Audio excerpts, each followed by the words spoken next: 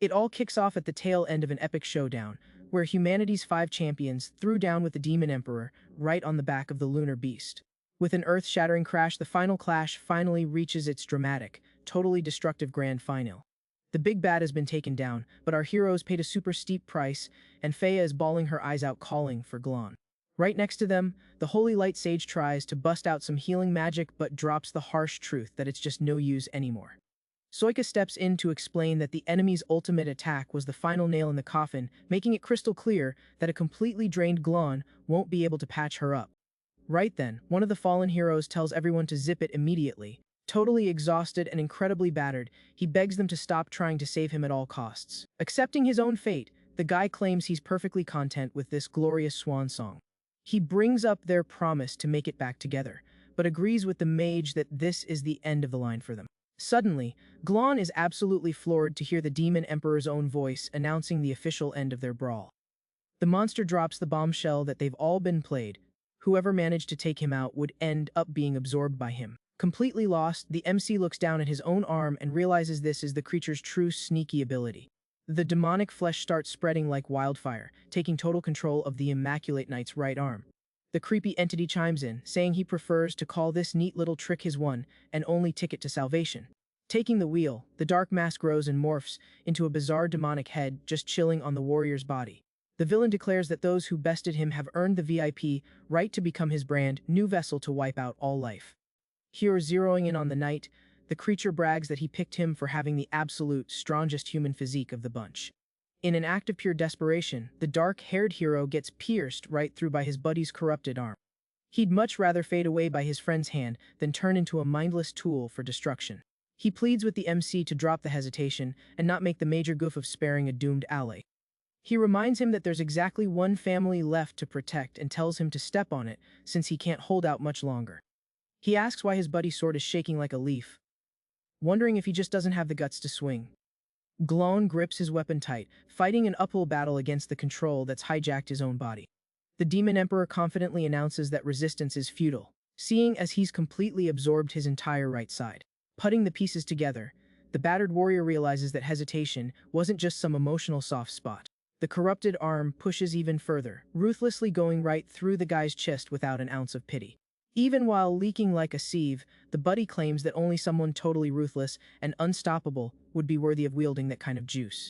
Calling him a brother, he name-drops the special skill that permanently buffs the knight with every single enemy he puts to sleep. In one final push, he grabs the armed limb and shouts his leader's name with absolute determination. He begs that their sacrifice won't be for nothing, leaving his sister in Glon's care before he checks out. The image of his 3 fallen comrades flashes through the warrior's mind in a moment of pure heart-touch and absolute focus. Soaking up the power from his fallen pals, he raises his sword with a wild, destructive aura exploding all around him. The demon just scoffs, asking why he's going so hard when those sacrificed souls barely give him enough juice to free his right hand. Standing his ground, the hero fires back that just one hand is more than enough to fix this mess. Seeing the knight point the blade right at his own neck, the monster laughs and asks if chopping off his own head is his big master plan. Annoyed by the sheer audacity, the creature yells that he's officially done wasting time with this nonsense. The giant monstrous hand grabs the blade, warning the human to stop pushing his buttons. Completely unfazed, Glon just stares the beast down while getting a little messy.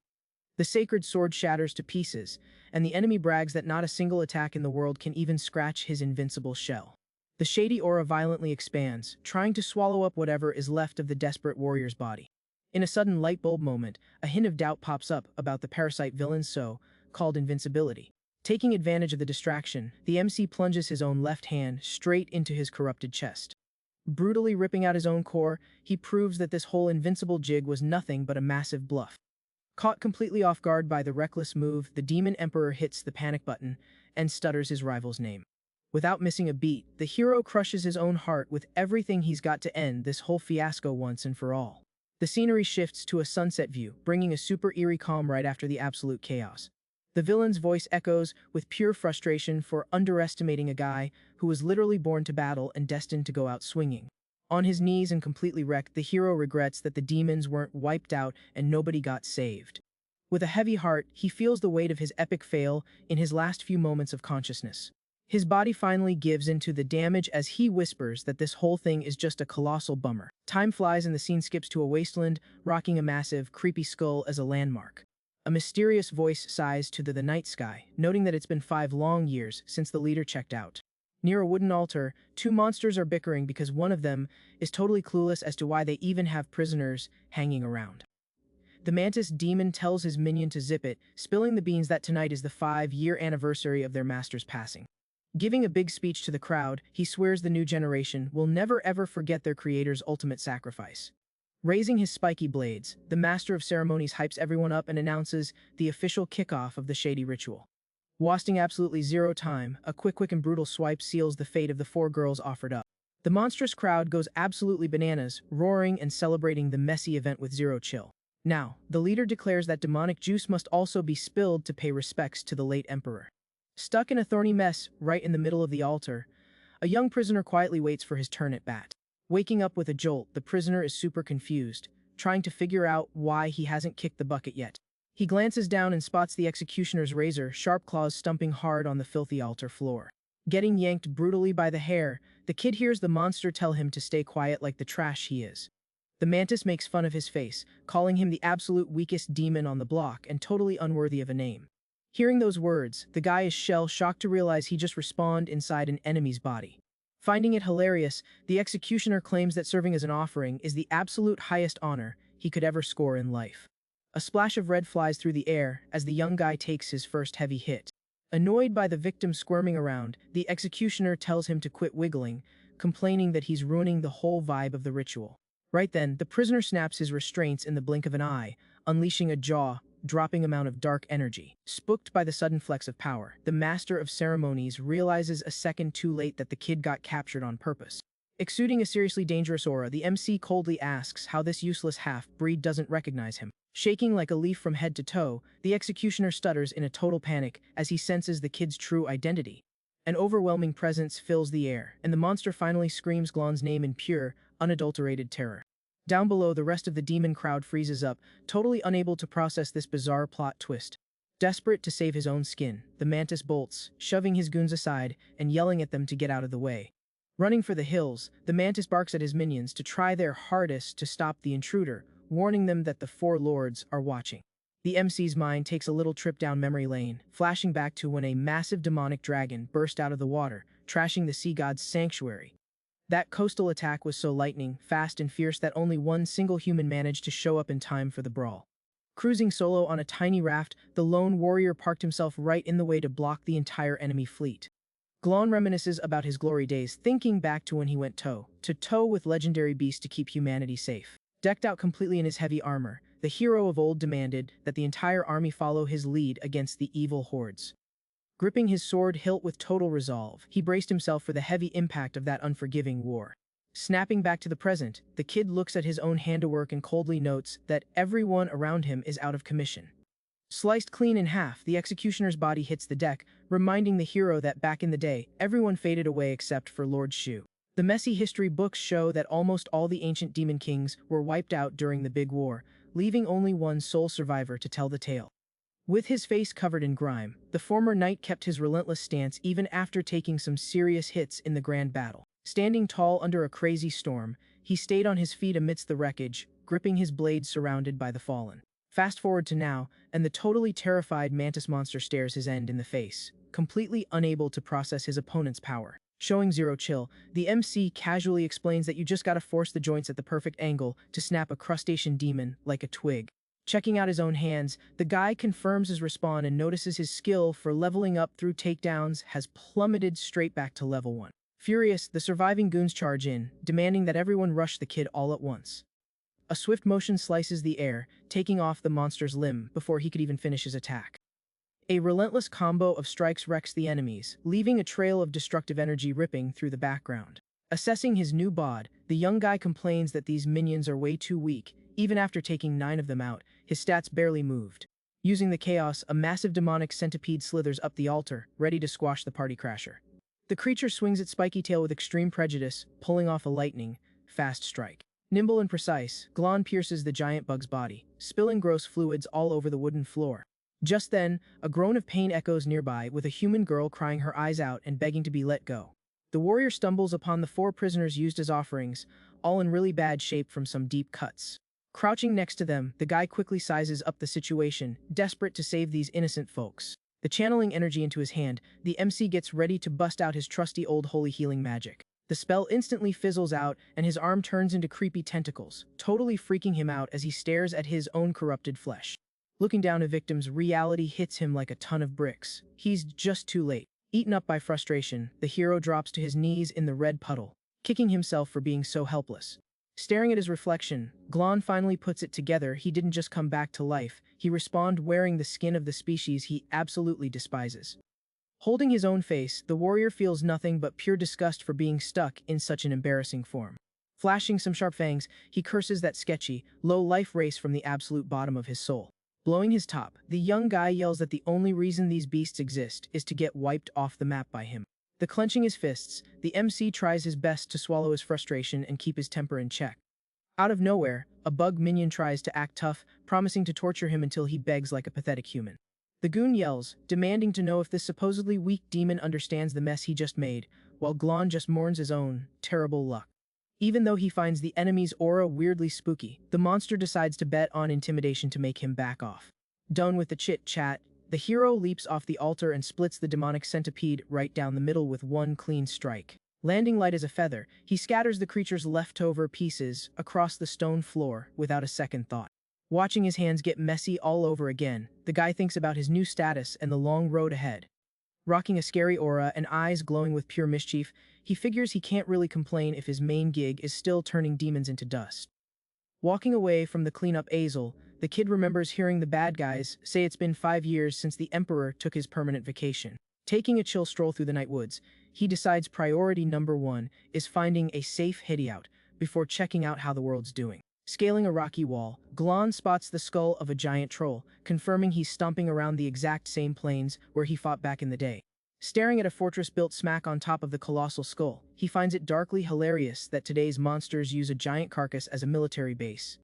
The massive view shows the forgotten skeleton wedged into Round Mountain, lit up by nothing but a sliver of moonlight. Standing at the entrance of a hidden cave, the MC realizes his memory is spot on as he reunites with his old secret base. Poking around the dusty interior, he sees 0 signs of monsters, making it the absolute perfect temporary crash pad.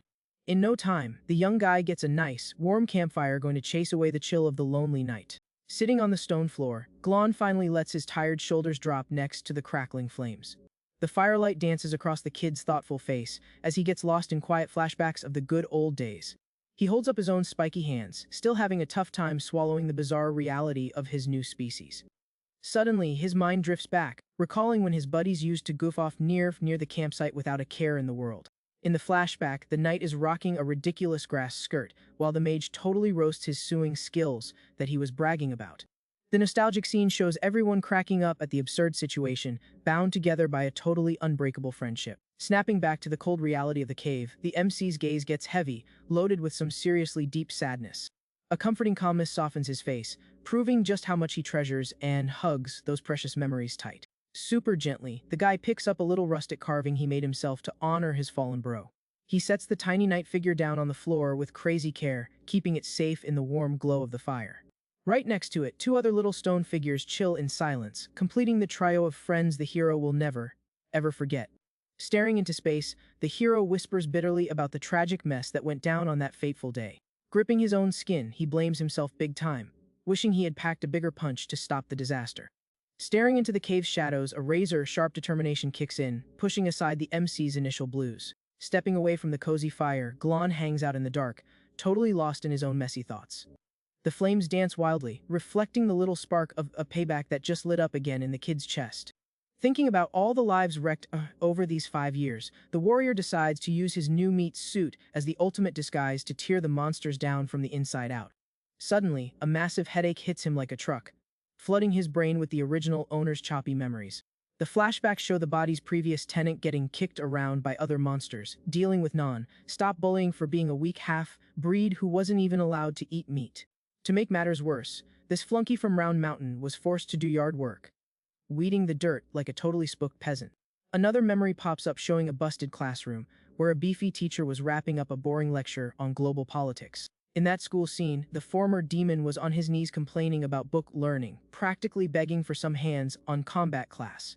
Pacing the cave in the present, Glon figures out that the monsters of the past were literally born just to fight, acting like totally mindless tools of war. Reaching the exit, he's actually pretty impressed to see that, in just 5 years, the bad guys put down roots and built their very own society. Taking in the beautiful sunrise, the hero takes the blame for the tragedy, wishing he had been a heavier hitter to stop it all.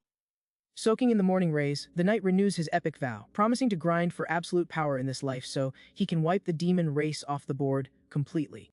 The local map pinpoints the exact location of training camp number 2. This military base for rookies is parked right at the foot of the gigantic round mountain. The demon instructor asks if everyone remembers the current state of the continent, warning them right off the bat that he won't waste time repeating the lesson. Sizing up the situation, the MC figures he's got a pretty good read on the vibe of the place. In the 5 years since the Emperor bowed out, the demons set up 5 courts and waged a no-win war against humanity. Switching gears, the teacher announces that today's main lesson will be all about talent marks. He explains that these skills are hardwired, since unlike those lower-tier humans, every monster is born with one. But he points out that tapping into this power drains a ton of internal energy, no matter the species. The power scale goes from 1 to 6 marks, and he tells the bunch of rookies not to even dream about the higher tiers yet. Flexing his aura big time, the instructor shows off that he's a 2-mark warrior and warns them that leveling up is insanely tough.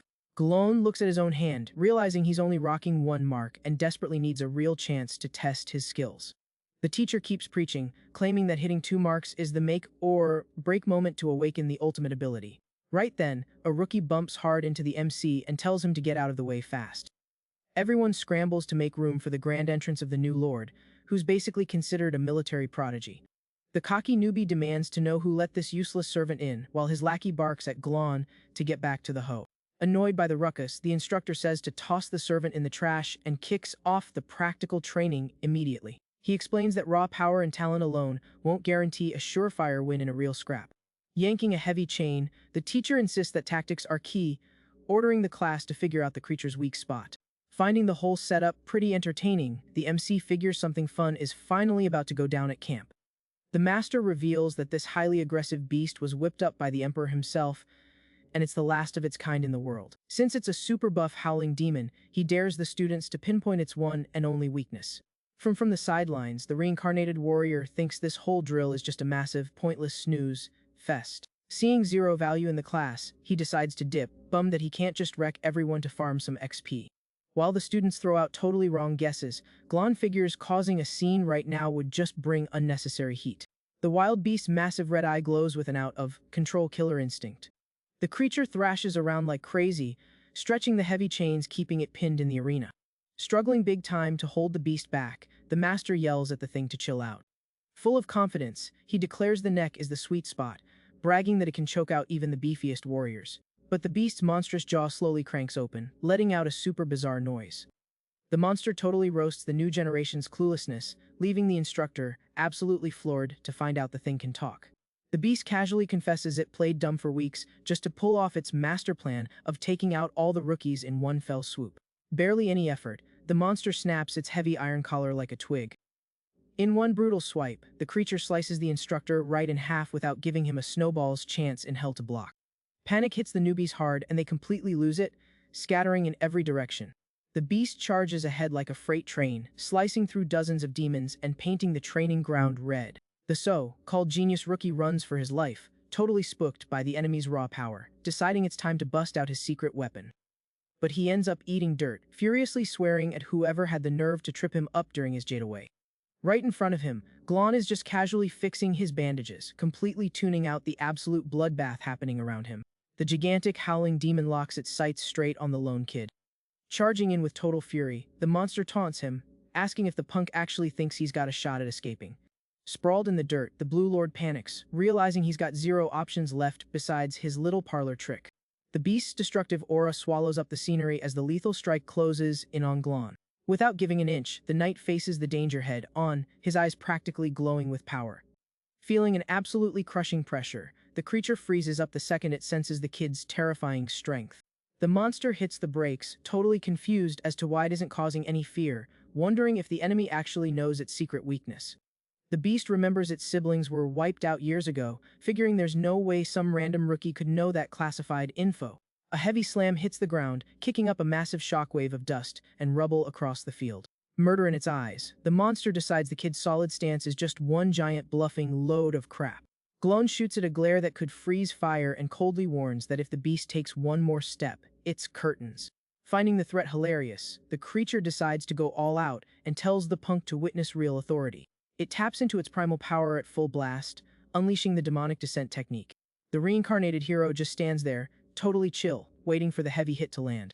A massive cloud of smoke explodes in the air, sending debris flying every which way. But surprised, the monster chickens out and leaps into the sky, deciding it's way too risky to roll the dice against a potential master in disguise. Watching the enemy bravely run away, the Blue Lord is just stuck there on the ground, totally speechless. He tells the MC not to let it go to his head, trying to reassert his own superiority. Convinced this was some sort of cheap trick, the blonde newbie reaches out to grab the kid. In the blink of an eye, Glon violently rips the rookie's arm clean off. Casually wiping the mess off his hand, the hero completely ignores the screaming punk. The newly amputated demon howls in pure agony and rage, calling the kid a filthy peasant. Blown by the whole scene, the other rookies swarm Glon, demanding to know how on earth he managed to spook the beast. A big brute barks at the servant to spill the beans, asking if he suddenly went deaf. The MC thinks back to the old tactical manual, which explicitly stated that this beast's vision only tracks continuous movement. Smug about his own game plan, he knows that staying totally stiltly makes him invisible to the giant furball. Glon totally roasts the ignorance of this current generation, saying they read half a dozen books and suddenly think they know it all. A lackey checks on the blue boss, who totally lies and says his legs just got a little wobbly from extreme exhaustion. Overflowing with pure hatred, the Lord orders his goons to track the kid down and eliminate him in the most humiliating way possible. He claims that watching that guy meet his end is going to be incredibly satisfying.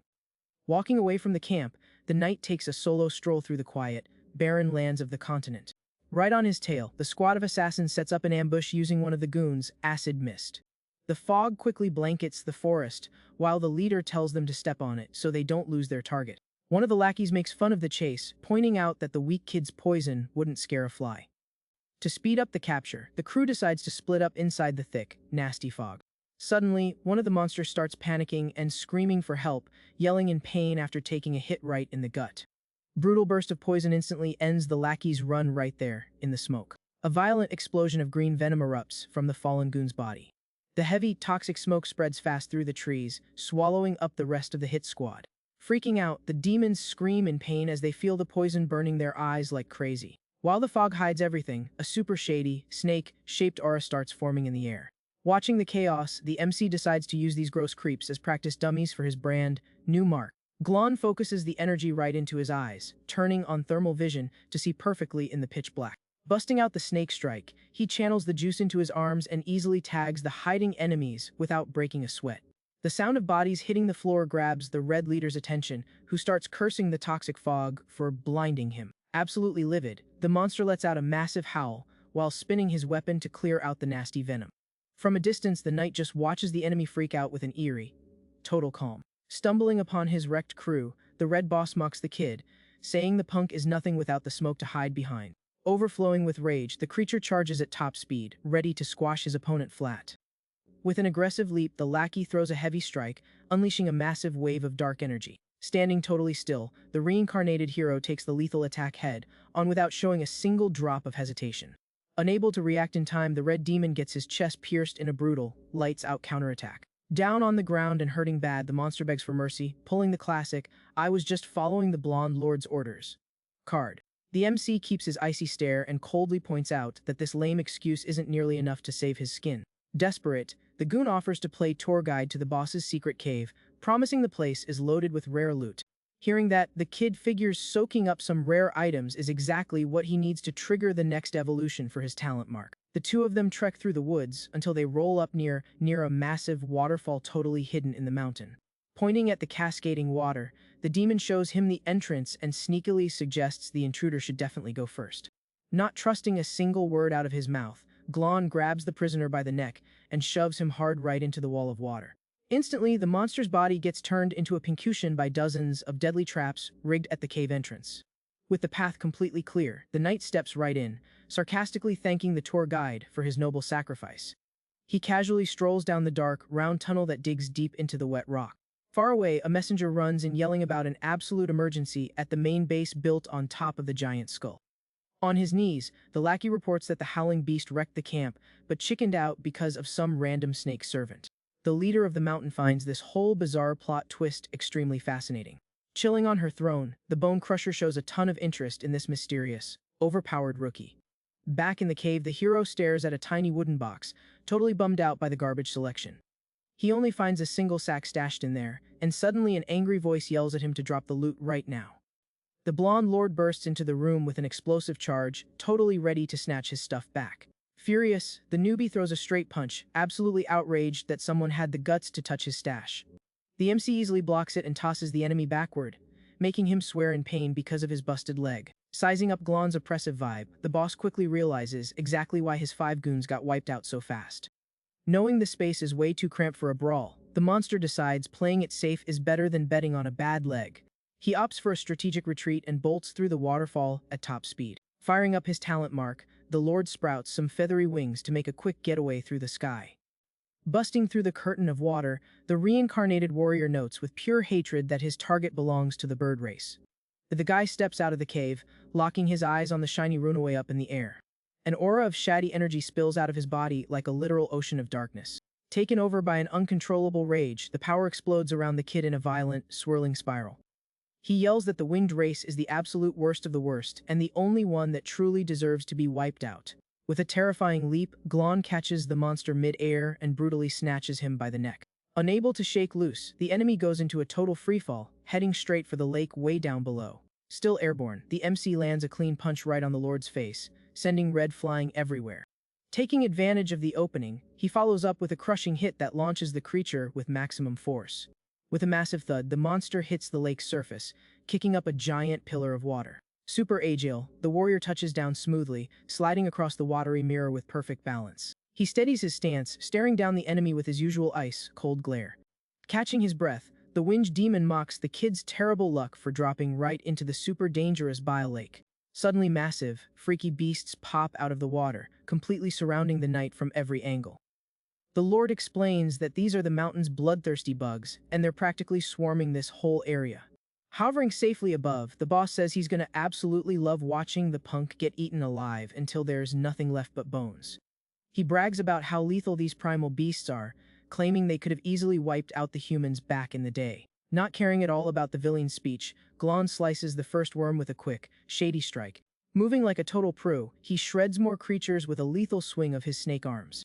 A ruthless combo of cuts destroys the aquatic monsters, turning the water a dark, messy red. Blown by the absolute massacre, the flying enemy breaks into a cold sweat seeing such ridiculous strength up close.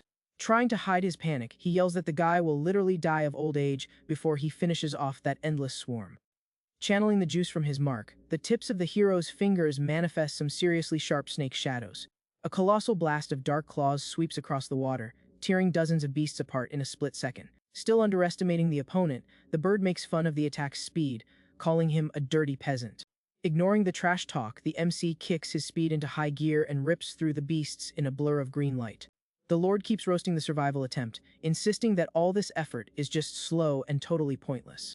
Super confident he's gonna win, the winged creature tells the kid to just wait for the end while he gasses out. Out of nowhere, a massive blast of evil energy erupts from the center of the lake, wiping out the entire horde in one go. The shredded leftovers of thousands of worms rain down on the swampy scenery. Standing in the middle of the wreckage, the knight shifts his deadly gaze right back to the floating target.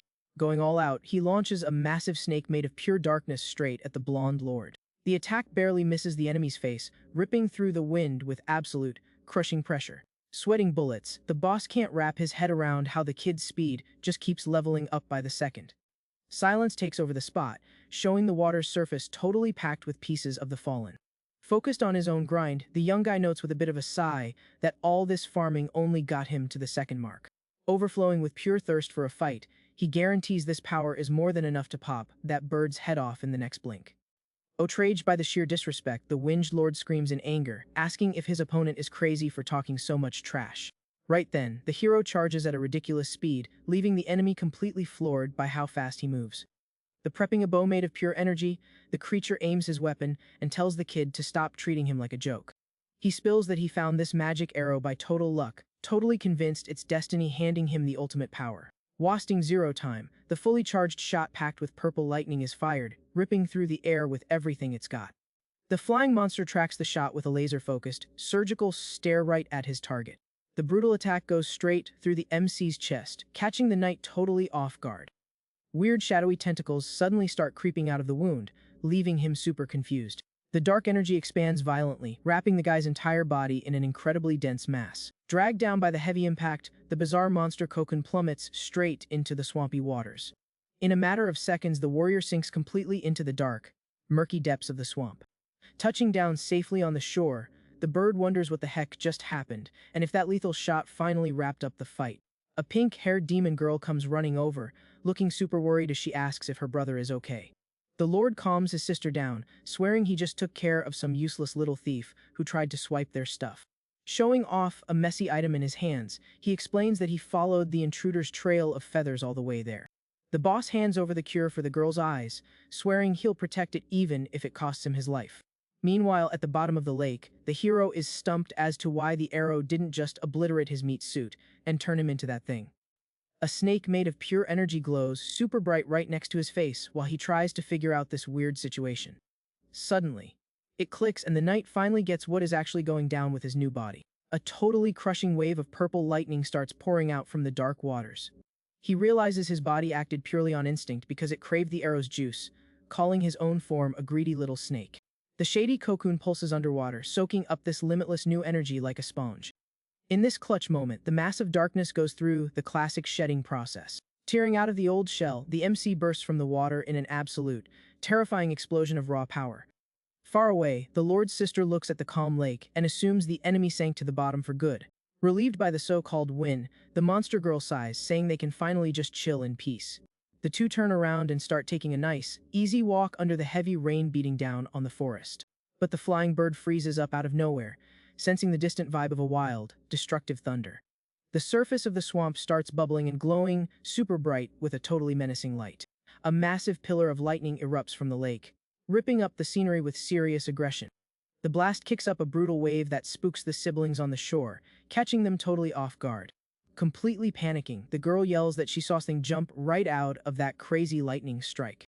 Shaking with fear, she points straight at the statue in the middle of the water, warning about the incoming danger. Standing tall on top of the wet rock, the imposing silhouette of the hero waits coldly in the pouring storm.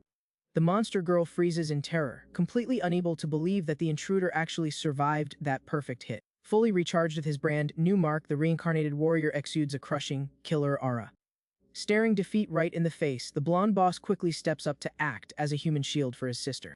Gliding smoothly through the air, Glon casually remarks that he made them wait way too long for their own execution. The guy charges in, sarcastically apologizing for the delay while the Lord flies into a rage, telling him not to get so cocky. The two slam into each other hard in the open sky, setting off an absurd clash of yellow and purple energy. Getting knocked way back by the impact, the winged monster angrily curses the kid for pulling a fast one on him. Hovering above, the hero notes that a piece of trash at this level is barely good enough to test his current specs. Showing absolutely zero pity, the MC lands a hit that brutally dunks the bird right into the muddy swamp. Swallowing dirty water, the Lord bitterly regrets his limits, wishing with everything he has that he was just a little bit stronger. Looking at his worried sister on the bank, he realizes with pure despair that the enemy is never going to spare her. Refusing to just roll over, the monster explodes in a blinding golden aura and gets back up completely furious. Watching from up high, the knight notices the sudden attitude adjustment with a hint of genuine interest. Tapping into every last drop of his juice, the Lord triggers his secret authority and summons a heavy-duty feather armor.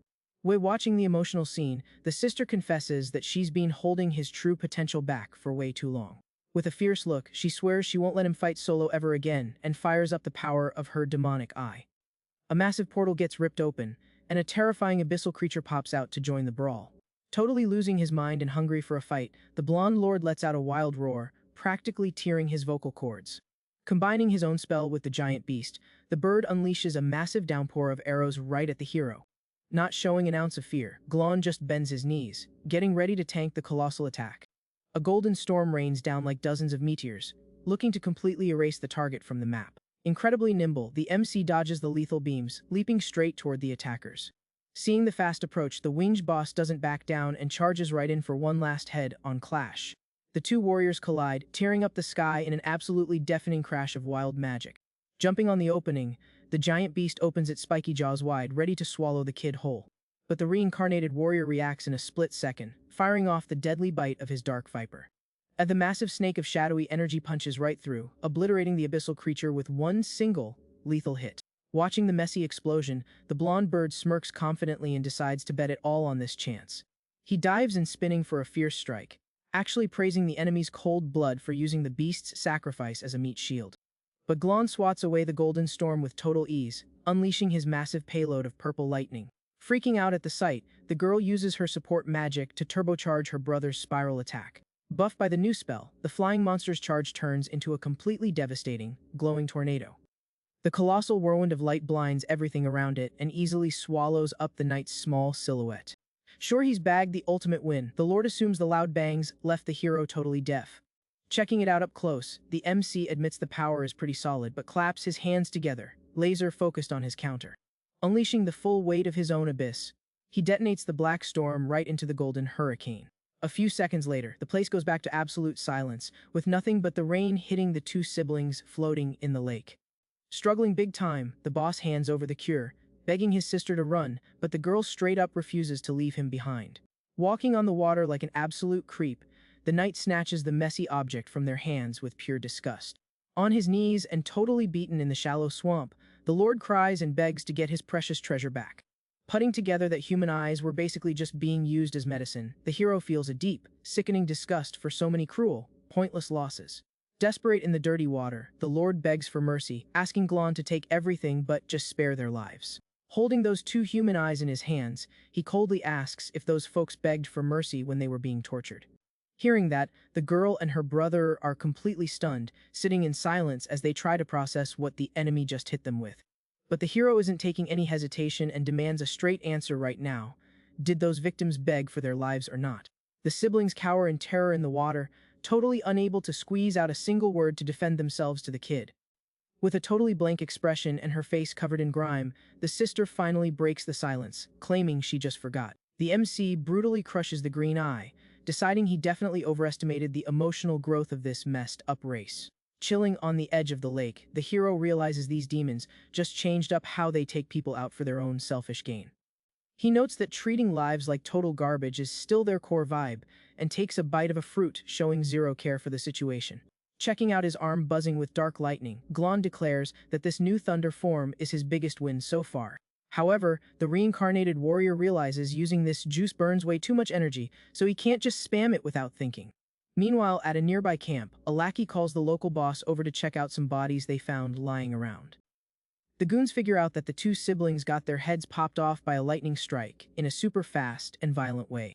Rolling up to the crime scene, the imposing mountain leader gets pretty intrigued, figuring an uninvited guest is crashing her turf. She immediately orders that if any talented rookie mysteriously drops, they need to report it, promising to handle the case personally. Walking solo through the thick woods, the MC keeps grinding, looking to bulk up his stats and figure out the neighborhood. Suddenly, the dangerous mountain leader quietly shows up, keeping a really close eye on the kid from the trees. The woman steps up demanding to know who he is, and the guy lies right to her face, saying he's just a servant looking for some wild berries.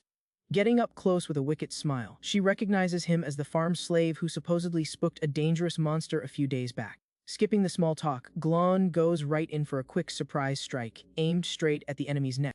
But the boss reacts with crazy agility, pinning the kid to the ground and crushing him with her heavy, armored legs. The impact buries the warrior right into the dirt, completely locking him down under the raw, oppressive strength of the woman. She flashes a teasing smile and warns him he better find some seriously good berries, or else he's going to end up as her next meal.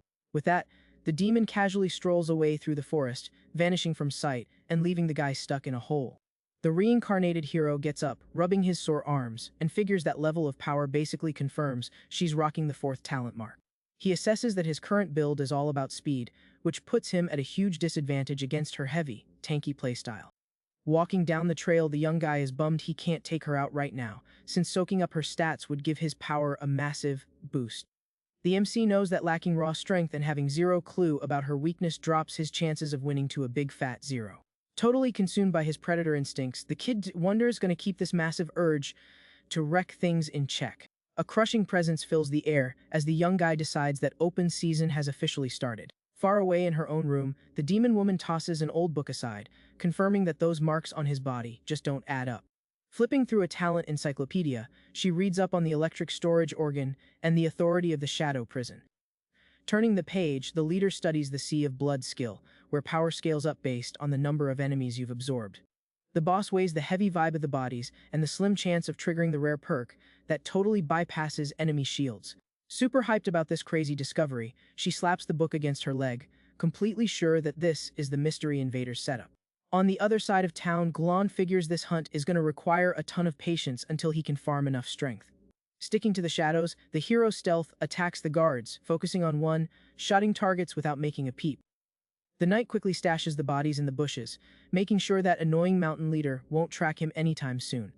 Using his ridiculous speed, he slices through the little spy monsters in the swamp, leaving absolutely zero witnesses behind. Licking the quiet spot, the MC decides to use this perfect farming zone to stack his takedowns and safely grind his stats.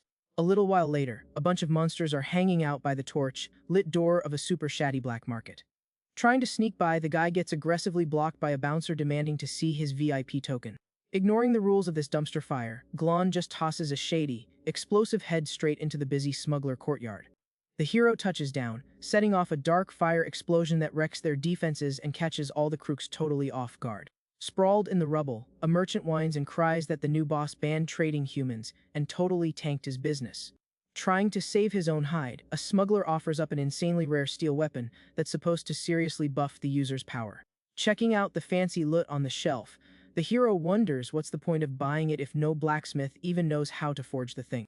In another part of the cave, monsters are celebrating scoring some illegal potions made from top-tier human hearts. They laugh, calling the mountain leader crazy for banning human slavery just to pretend she cares about saving resources. Eavesdropping, the reincarnated warrior finds this protective vibe super sketchy, guessing she's cooking up some massive conspiracy. But Glon turns back to the spook seller and offers up those crushed eyes, slapping a crazy high-price tag on them. The merchant tries to hustle the kid, claiming he heard rumors about two cruel siblings who made bank by ripping out victims' eyes. Flashing a wicked grin, the scammer promises to cut the newbie a sweet deal for the damaged goods so he doesn't go crying. With an ice-cold stare, the MC completely ignores the sales pitch and announces he's taking the entire human inventory. Outraged by the nerve, the crook yells for his cash, calling the kid a broke, clueless peasant. Without raising his voice, Glon casually shows off the lethal thunder arrow and suggests the seller just pretend the tab is settled. Totally frozen, the demon caves to the armed shakedown while the hero tells the young humans to follow him ASAP. The knight quickly pulls the terrified kids along by their ropes, marching through the wrecked black market under a bunch of hateful stares. During the mad dash to the exit, a little boy trips on a rock and scrapes his hands on the rough dirt floor. Whimpering from the pain and fear, the kid tries to scramble up while the rope just yanks his scraped arm with zero care.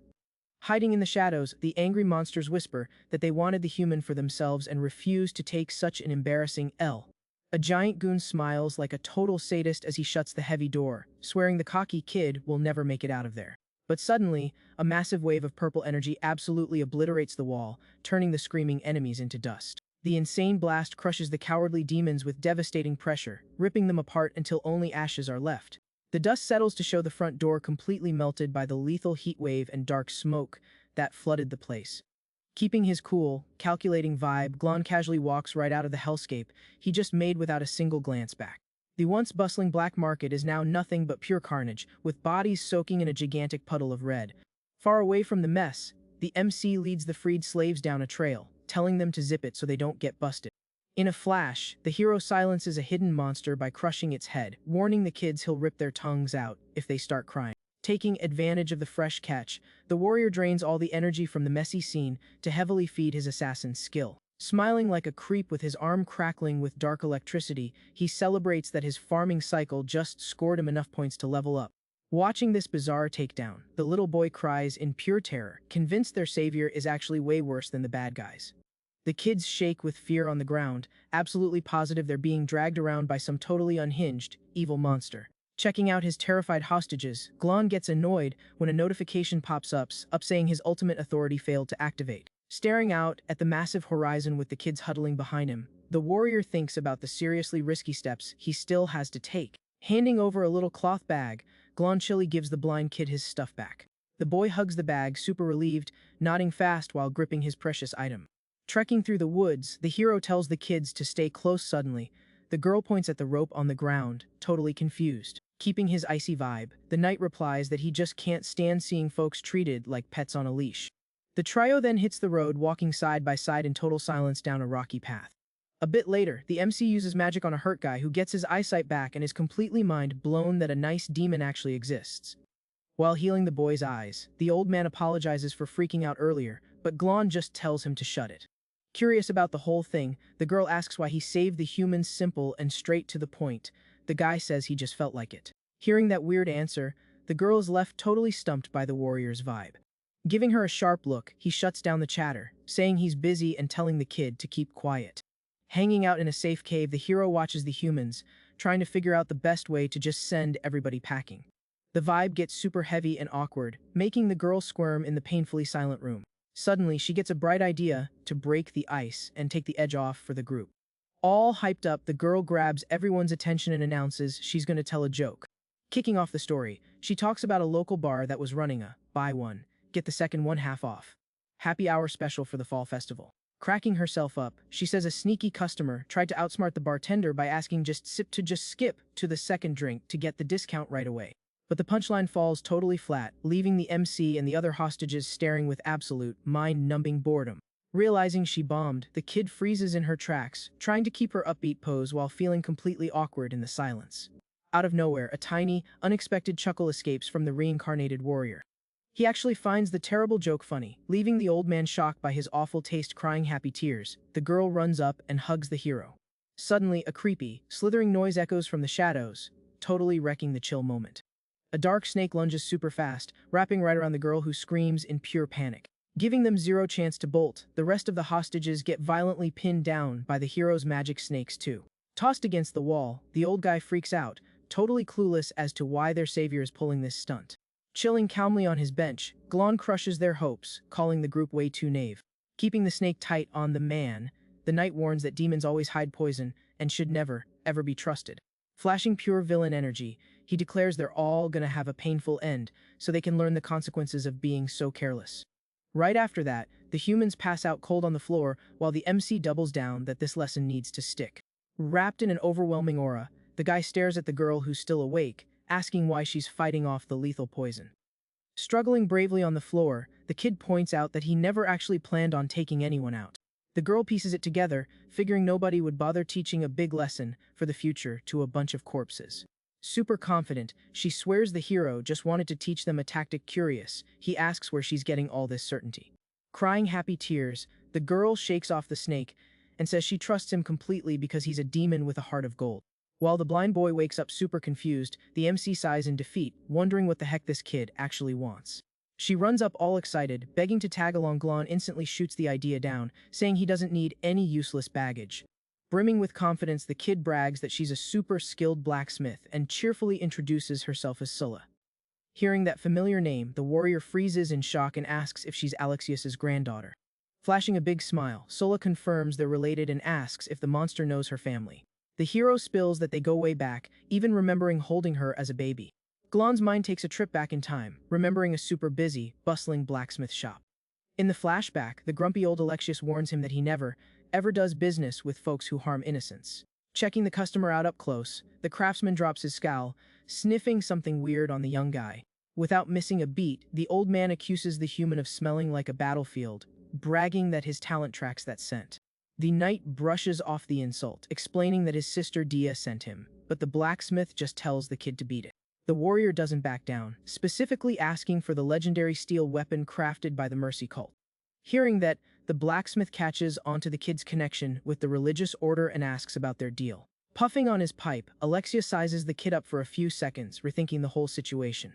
Out of respect for his old friend, the craftsman agrees to take the gig, trusting his gut to hand over the sword.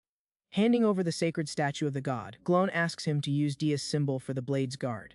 The old man smacks his hammer on the anvil, telling his customer to chill because masterpieces don't happen overnight. While the metal melts, the guy excitedly mentions he's going to find a scholar to bless his soon-to-be born granddaughter. A while later, trekking through a crazy blizzard, the young hero finds nothing but total ruin as he walks into the village.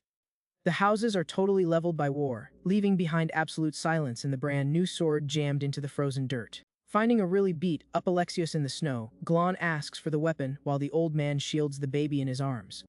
Struggling to breathe, the blacksmith points toward the door, telling the warrior to grab the blade himself. The young guy grips the massive sword engraved with the kid's name, realizing it was the craftsman's special tribute. Pulling his hood up against the wind, the knight holds the crying baby and asks where her parents are. The old man painfully explains that beasts called demons raided the town and wiped out the family by surprise.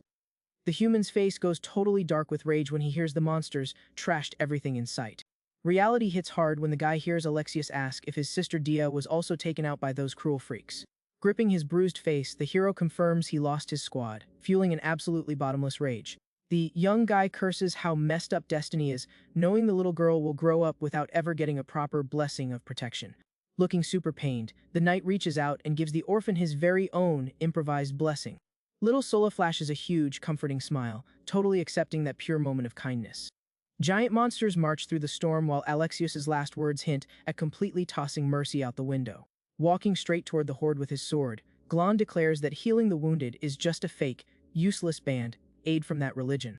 Dragging the massive blade across the ground, the warrior paves a messy path, refusing to spare a single beast. He charges blindly into the enemies, swearing to stop the evil before it can threaten any more innocent folks.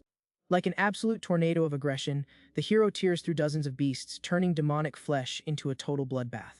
Swinging massive hits non-stop, he drops opponents one after another, scattering pieces all over the ice. Covered in gross monster juice and overflowing with crushing rage, the knight literally becomes the face of terror. Standing on top of a mountain of sliced-up enemies, the guy declares that total annihilation is what true mercy looks like. Back to the present in the cave, Sola smiles in awe, saying her grandpa always told those glorious legends. Chattering away, she jokes that the hero looks way too young, totally defying how old he actually should be. When asked about turning into a demon, the MC dodges the question, zipping his bag and claiming he just has a great skincare routine. Curious about recent events, Sola sits on the floor and asks how the knight got captured by demons and dragged to this dump. The hero sighs, saying it's a super long story, but promises he won't take her back to her grandpa until she forges his ultimate blade. Hyped about the idea, the girl suggests she can handle the job herself and quickly asks if he thinks she's got what it takes. Glon gives the little blacksmith a head pat, saying having a big passion is awesome and admits he's kinda jealous of her dedication. Super pumped from the pep talk, the kid swears she's gonna give it 110% to get the job done. Meanwhile, way out in the wild, a scrap of parchment is left in the grass with a note spilling the identity of the mystery savior. The recently healed human kid wakes up on the forest floor, rubbing his eyes lazily to shake off the sleep. Reading the note with total hype, the old man yells for everyone to wake up, announcing they were rescued by the legendary vampire knight. The older guy is absolutely amazed to find out that the quiet hero is a direct student of the maniac demon hunter himself. The boy blinks, super confused by all the screaming, and innocently asks if this crazy story is actually legit. Back at the cave, the MC hauls in an anvil, letting her know he already handled the enemy trio and brought the tools. Showing off her brand new workspace, the girl smiles and brags that setting up a basic forge like this was a total piece of cake. But she wipes her sweat and complains that the monsters took over the only mine with the world's best material, making steel impossible to find. Sighing in frustration, Sola hugs a tool, bummed that she's got all the skills but zero raw materials. Right on cue, the warrior shows off some super rare dark ore he swiped earlier, saying they hit the absolute jackpot. Adjusting his arm bandages, Glon thinks about how he didn't expect a threat from the new generation and decides he needs to level up fast. Curious about all his military prep, the little blacksmith quickly asks where the knight is heading off to. Fixing his gear, the guy coldly answers that he's going back on the hunt, and the scene cuts to the lackey reporting the black market massacre. Chilling in the hot spring, the leader orders her goons to string up all the bodies in the plaza as a massive warning to anyone breaking the rules. The minion nods and asks how they should go about tracking down the guy responsible for the insane attack. Losing her temper, the woman yells at the servant to get lost and do his job right, making it crystal clear that this is not her problem. Demanding flawless results, she warns that if breakfast tastes like garbage again, the farmers won't be needing to breathe anymore. Sinking her face into the nice-smelling water, the demon grumbles about seriously craving some top-tier sugar. Far away, a bunch of monsters are hanging around a campfire, agreeing that things are getting way too sketchy and they better stick together. One goon suspects all this recent chaos is the work of some insanely overpowered rebels coming from the lawless zones. Hiding in the shadows of the tents, the hero eavesdrops on the theory about a super strong invader masking his true power. Happy with the monster gossip, the warrior figures playing dumb as a rookie is the absolute best strategy to bait the bad guys. Nearby, a group checks out a bleeding body in the dirt and complains that yet another military genius just got totally wrecked. Hearing the rumor about prodigies dropping like flies lately, Glon denies doing that specific hit and suspects there's a new hunter in town. Staring at the empty, trashed village, the MC casually strolls the streets wondering if another predator is crashing his turf. Walking down a quiet alley, the warrior keeps a close eye on the super suspicious silence hanging over the plain houses. Glancing sideways, he thinks to himself that he can't imagine who would go through the massive hassle of tailing a random farm slave. Playing it cool, the hero spots the hidden figure and jokingly decides the stalker isn't here to steal farming tips. Out of nowhere, a massive punch of pure dark energy drops from the sky in a super sneaky, aggressive sneak attack on the MC. With insane reflexes, the guy blocks the heavy hit using just his bare hand wrapped in the deadly shadow of the protector snake. With his eye glowing from the adrenaline rush, Glon is totally blown by the crazy defense behind that mystery strike.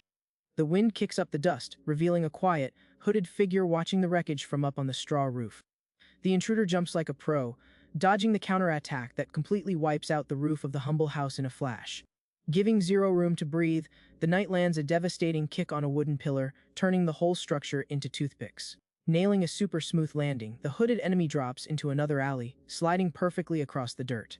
Crashing hard into the dust, the warrior glares at the target, who calls him stubborn for keeping at it after taking such a heavy hit. Flashing a look of pure, dangerous disgust, the stranger arrogantly claims they clearly overestimated the cocky rookie's skills. Pointing a finger right at the kid, the enemy gets ready to unleash some seriously fatal magic. Wasting no time, Glon charges his own hand, ripping through the air completely furious with an explosive burst of wild purple lightning. Channeling all that stacked power, he blasts a massive, destructive wave of lightning straight at the hooded figure. The insane power of the electric magic shreds the simple houses, setting off a massive explosion right in the middle of the battlefield. The lightning storm keeps tearing up the ground without mercy, swallowing the smoke in a totally devastating flex of raw strength. The dust clears and the reincarnated warrior looks confused, wondering if the enemy just tanked the hit by focusing their defense. Gliding fast through the chaotic sky, the hero finds zero trace of the attacker's body, just a shredded cloak blowing in the wind. The chill vibe of the small village is completely replaced by a trail of deep destruction, wrecked by the absolute power of uncontrollable thunder. Rocking her tight dark outfit, the boss walks past the spiked heads, admitting she could never ever match that invader's crazy speed. Flashing a wicked, cruel smirk, the woman thinks about whether she should pop this VIP prisoner's head off or just keep him as a little pet. A beautiful sunrise over the mountains, the knight admits that right now, he only has enough raw strength to give her a few scratches. Staring at his own hands in total frustration, he figures he's gonna have to level up into a lethal form to crack that heavy armor for good. Focused on his goal, Glon tightens his arm wraps, getting his mind and body ready for his next crazy training arc. Time skips and the MC pops up wiping sweat in the middle of choking smoke and the brutal heat of a sketchy makeshift forge. Cuffing in the stuffy air, his green eye goes wide with panic as he yells the little blacksmith's name, totally freaked out by the massive flames. Annoyed by the smoke, the warrior asks why she didn't build a chimney, and Sola smiles awkwardly, saying she totally forgot because she was too hyped. Sprinting frantically with the burning hot piece, the guy screams that the oven temperature is spiking way too fast for them to handle. In a rough move, heavy iron tongs grip the glowing ore, shining blindly against the sparks of the roaring fire.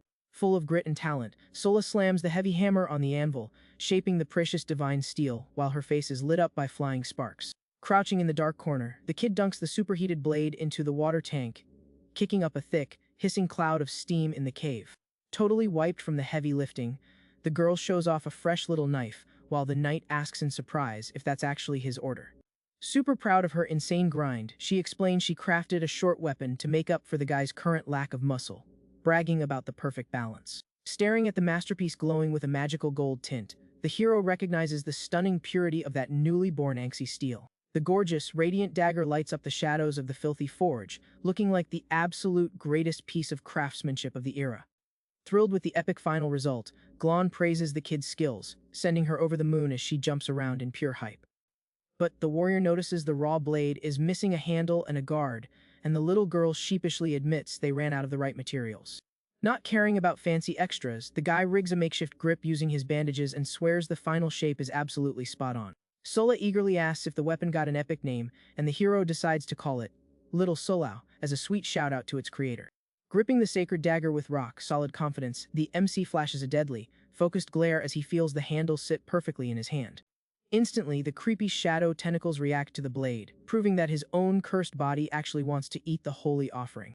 Fighting back his own predator instincts, the knight makes the shadows vanish, reminding himself he needs to wait for the project to be fully finished.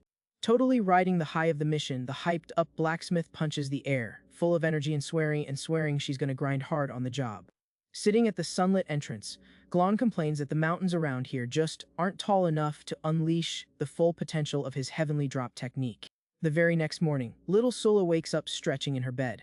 Catching a whiff of something amazing, the girl immediately starts drooling. She stares in total awe at the massive tray loaded with fresh food on the table.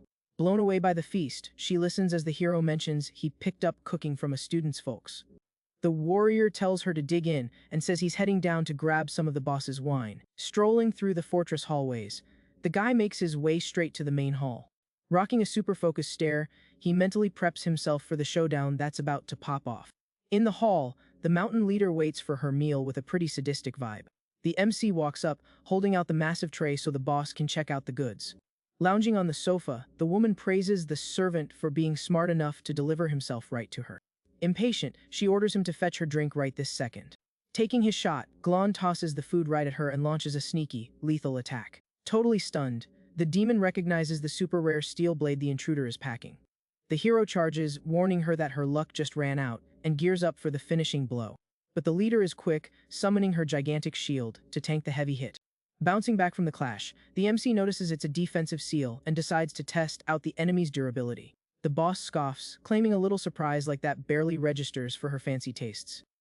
Unfazed, the kid claps back, saying maybe he just didn't add enough honey to the recipe. With that, he unleashes a brutal combo of electric strikes straight into the golden shield. The massive thunder power smashes against the defense, sending sparks flying everywhere. Standing her ground, the woman eats the heavy assault without budging a single inch. The knight kicks it up a notch and delivers a shady, high-speed blitz. The sacred dagger tears through the air, slamming furiously against the unbreakable barrier. Keeping the crazy pace, the hero keeps hammering the defense with dozens of rapid-fire cuts. A colossal blast of purple energy takes over the hall, wrecking everything in sight. The dust settles with the guy sliding backward after the violent clash of powers. Safe behind her shield, the leader makes fun of his reckless moves, betting he's gonna run out of gas any second. Looking at the enemy's weapon, Glon stops the beatdown, realizing there's a way better strategy here. He stomps hard on the castle's stone floor. Instantly, a massive web of purple lightning spreads across the entire room. Seeing the floor light up with electricity, the woman brushes it off as a cheap parlor trick. She leaps super high trying to dodge the nasty electric trap set on the ground. The knight explains that the move creates a perfect insulating layer to fight lightning-type monsters. Charging through the air, he yells, totally furious to see a demon thief using the exact skills he taught. Completely lost by her opponent's sudden rage, she asks what the heck is stressing him out so much. The boss quickly spins in mid-air, winding up for a piercing dive attack. A gigantic, destructive tornado comes ripping through the wind straight at the kid. Glom blocks the heavy strike using his brand, new holy steel blade with total precision. The demon thinks it's pathetic to try an assassination using such an obvious opening. Suddenly, weird snake tentacles sprout from the shield, completely locking down the leader's arms. Caught totally off guard, the enemy is absolutely outraged by the dirty trick. Jumping on the distraction, the MC channels all his resonance power right into his lethal dagger. Even tied up, the woman keeps her cocky attitude, asking if he seriously thinks that's gonna work. Calling an end to the warm-up, the warrior shatters her barrier with a violent crack. Covered in a crushing, terrifying aura, the hero finally announces that the real fight is just getting started. Legend has it that back in the day, the hero Ibis fought the great serpent bare-handed after losing his weapon. Spotting the gap when the enemy switches weapons, the kid rushes in while she curses for being a second too slow. The knight lands a clean, deep cut right through the woman's vulnerable guard. A splash of red sprays through the air, proving the attack finally broke through her bulletproof defense. Striking a lethal pose, the MC coldly celebrates nailing the target dead on. The leader hits max power, morphing her arm into a massive golden gauntlet. The gigantic armored fist charges with crushing force straight at the guy. Using the little dagger, Glon barely manages to block the monstrous hit.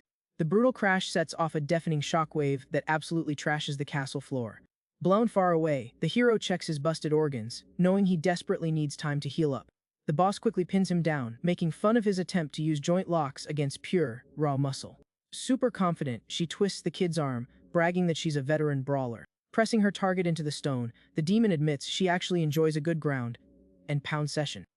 She notices his quiet suffering, remembering only one other person who could handle that kind of pain. Staring down at the beaten kid, she thinks it'd be a total waste to just end him quickly like that. Trying to flip the script, Glon uses his legs for a tight chokehold right around the enemy's neck. Totally chilling, she brushes off the hold and casually asks if the invader ever thought about working for her. The guy tightens the grip, rejecting the job offer, and the leader takes the rejection pretty bitterly. Showing zero mercy, the boss throws an absolutely devastating golden punch straight into the hero's chest. The crushing fist sinks in with max fury as she screams, wishing the opponent would just drop dead. Colossal energy blast sweeps the hall, sending rubble flying everywhere. The whole tower structure violently collapses, totally unable to handle the raw power of that hit. A massive pillar of light breaks the clouds, lighting up the entire gigantic skull mountain. The attack carves out an absurdly deep crater, sinking whole floors of the fortress into a dark abyss. Floating in the sky, the woman figures only that holy dagger kept his body from turning into straight dust. She lands in the rubble, declaring there's no way anyone survives injuries that bad. Right then, a faint holy healing light starts glowing from the middle of the smashed rocks. Defying all logic, the reincarnated knight rises from the ruins, gripping his blade tight. The quiet mountain landscape waits for the final act of this insane, deadly brawl. Out of nowhere, a blinding flash explodes at the top of the fortress, showing that the bloodbath ain't over yet. Channeling everything into the glowing blade, the hero summons the second form of his ultimate technique. Totally shocked, the leader instantly recognizes that massive heavenly sword strike falling from the sky. A devastating phantom lightning bolt smashes right into the mountain's giant stone skull. Hurt bad and laid out on the ground, the woman curses the kid, calling him a filthy demon for having the nerve. But the assault doesn't stop there, and a fresh, violent wave of lightning drops mercilessly onto the castle. The absurd force of the impact triggers a catastrophic explosion that shreds everything around it. The huge tower completely crumbles, lit up by lethal purple energy tearing through the night. Deb crashes down heavily under the moonlight, turning the boss's grand castle into a pile of junk. The dust slowly starts to clear in the massive crater left by the ridiculously intense fight. In the middle of the wreckage, the MC is still standing, holding his dagger, looking seriously gassed. Keeping his usual ice-cold stare, he takes a deep breath, waiting to see the aftermath of that crushing blow. But the enemy pops back up from the smoke, admitting she almost got wiped out by that crazy attack. Holding her busted arm, she spills that in her 2 years as a demon, he's the first one to push her to the absolute limit. Colossal magic aura explodes, showing a giant glowing seal taking shape right behind the woman. Overflowing with rock, solid energy, the leader fires up her absorption seal and tells the kid he should be proud of himself. Stunned to hear the name of that defensive move, the reincarnated warrior finally connects the dots. Totally consumed by rage, the woman charges in, flashing sharp claws, made of pure dark energy. She leaps in relentlessly, telling her opponent to take that little bit of pride straight to hell. Completely unable to believe his eyes, the knight freezes and lets a familiar name from the good old days slip out. The face of an old squadmate flashes in his mind, leaving him looking utterly confused. Hearing a nickname from way back, the leader cancels her mid-air strike and totally blanks out. She stares the kid down hard, checking out the super familiar bandages wrapped around his neck. The demon's mind takes a trip, flashing back to when the hero squad first met the legendary knight. In the flashback, the blonde paladin points at the massive round mountain in the distance, thinking the shape is super sus. The giant structure lifts off the dirt, revealing 2 scary red eyes glowing through the dust. A colossal troll wakes up from its nap, showing off its freaky monster form to the nosy travelers. The gigantic beast roars at the sky, its chest overflowing with menacing, boiling magma. The monster lets out an ear-splitting scream, getting ready to squash the poor human trespassers. But the blonde guy is shocked to see someone just fired off the first form of the heavenly sword.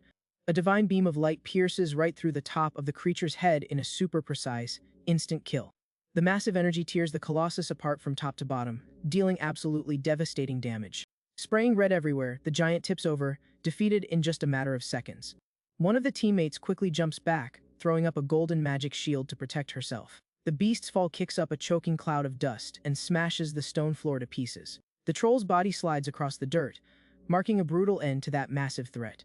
The scene goes totally quiet, with the creature's giant face buried in the ground, completely unrecognizable. Soon, the sound of heavy boots echoes, breaking the silence as someone walks right through the fallen beast's giant teeth. The heroes drop into a fighting stance, ready to throw down with whatever danger is coming next.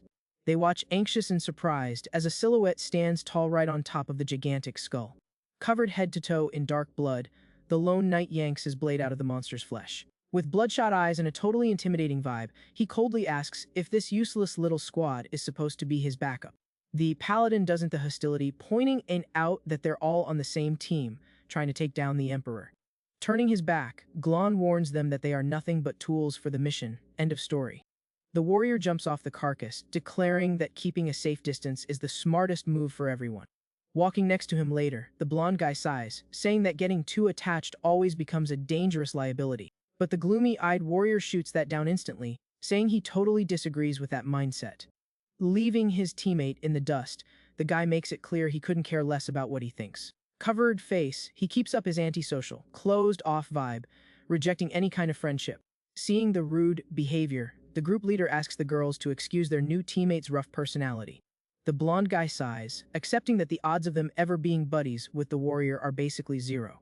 Back in the present among the ruins, the purple-haired woman cries happy tears as she recognizes her old friend.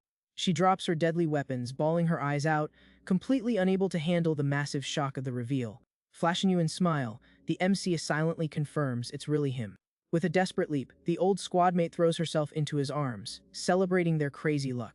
The tight, nostalgic hug seals the wild reunion, right in the middle of the completely trashed fortress. Confused by all the waterworks, the guy asks why she's crying so much, completely ditching the tough guy act she used to have. Resting her face on his shoulder, the friend admits she thought she'd never see another ally for the rest of her life. Weighed down by the guilt of failing, Glon regrets that if he had just been stronger back then, things would have played out differently. Suddenly, two demon goons bust the door open, totally panicked and wanting to know what happened to the boss. But the lackeys freeze up, catching the super weird sight of the two warriors hugging in the dark. Annoyed by the terrible timing, the leader screams at the servants to get out of her sight immediately. Soon the battle adrenaline wears off, and the warrior feels the insane pain of his busted ribs. Looking worried, the woman reaches out, using some comforting green magic to patch up his serious injuries. Sitting on the rubble, she asks if the kid has been carrying all that guilt by himself this whole time. But Glon shuts the drama down fast, nicely telling her he's not in the mood for those annoying old lectures. During the healing she whines, explaining she only wore that massive armor back in the day because she was a total coward who hated getting hurt. Chowing down by the fire, the hero finds out his friend also respawned 2 years ago and actually managed to find her sister Faya. Confused by the backstory, the knight guesses his bulky old teammate ended up pulling a gender swap this time around. Enjoying a slice of pie, she laughs it off, saying she was always born a woman. The former armor-wearing tank flashes a smile, looking genuinely proud of her own femininity. The shock of this totally obvious answer is so huge that the MC literally chokes on his food, coughing like crazy. Completely speechless and sweating bullets, he freezes, staring at his friend looking like he just got scammed. Seeing how totally mind-blown he is, the woman gets offended, realizing the kid actually thought she was a dude this entire time. The hero facepalms, remembering that giant suit of armor that hid her figure completely back in the day. Sighing in frustration, he asks if anyone else knew about this, and she jokes that his cluelessness was a running gag for the whole team. Faya asks why he didn't just ask before the hero claps back, asking why she didn't mention it, assuming his friend already knew everything. Trying to wrap his head around it, Glon asks again if this is some kind of prank. The friend denies it, reminding him that Faya always called her big sister. Changing the subject, the leader looks at little Sola sleeping and asks whose kid that is. The warrior explains it's Alexius's granddaughter taking a nap after working hard. The woman walks over to a wooden barrel and spots a few small, rustic carvings stashed there super carefully. Counting the little figures one by one, she notices there's a piece missing to complete the old hero squad. A wave of sadness hits the demon as she perfectly understands what that missing piece in the carvings means. Staring at the guy, she asks with a heavy tone why he hates himself so much after everything that went down. Not dodging the question, the knight replies that this is the only way to remind himself that he has to do better next time. Flashing a laser-focused look, he makes a silent promise that this time around, he's gonna wipe out the bad guys and keep everyone safe. Finding his heroic pose hilarious, the friend bursts out laughing, telling him to stop trying to crack her up. She taps the kid's chest firmly, doubting he can carry such a massive burden completely solo. With a confident smile, the woman swears he can count on her backup when it's time to beat the crap out of the enemies. The two old war buddies bump fists in a nostalgic greeting, making their new alliance official. Gripping hands tight, they confirm their unbreakable friendship that somehow survived even after checking out. Things quiet down again in the makeshift cave while the little girl stays fast asleep next to the tiny wooden figures. The three carved figures sit quietly on the barrel, representing the bond that just came back to life between the heroes.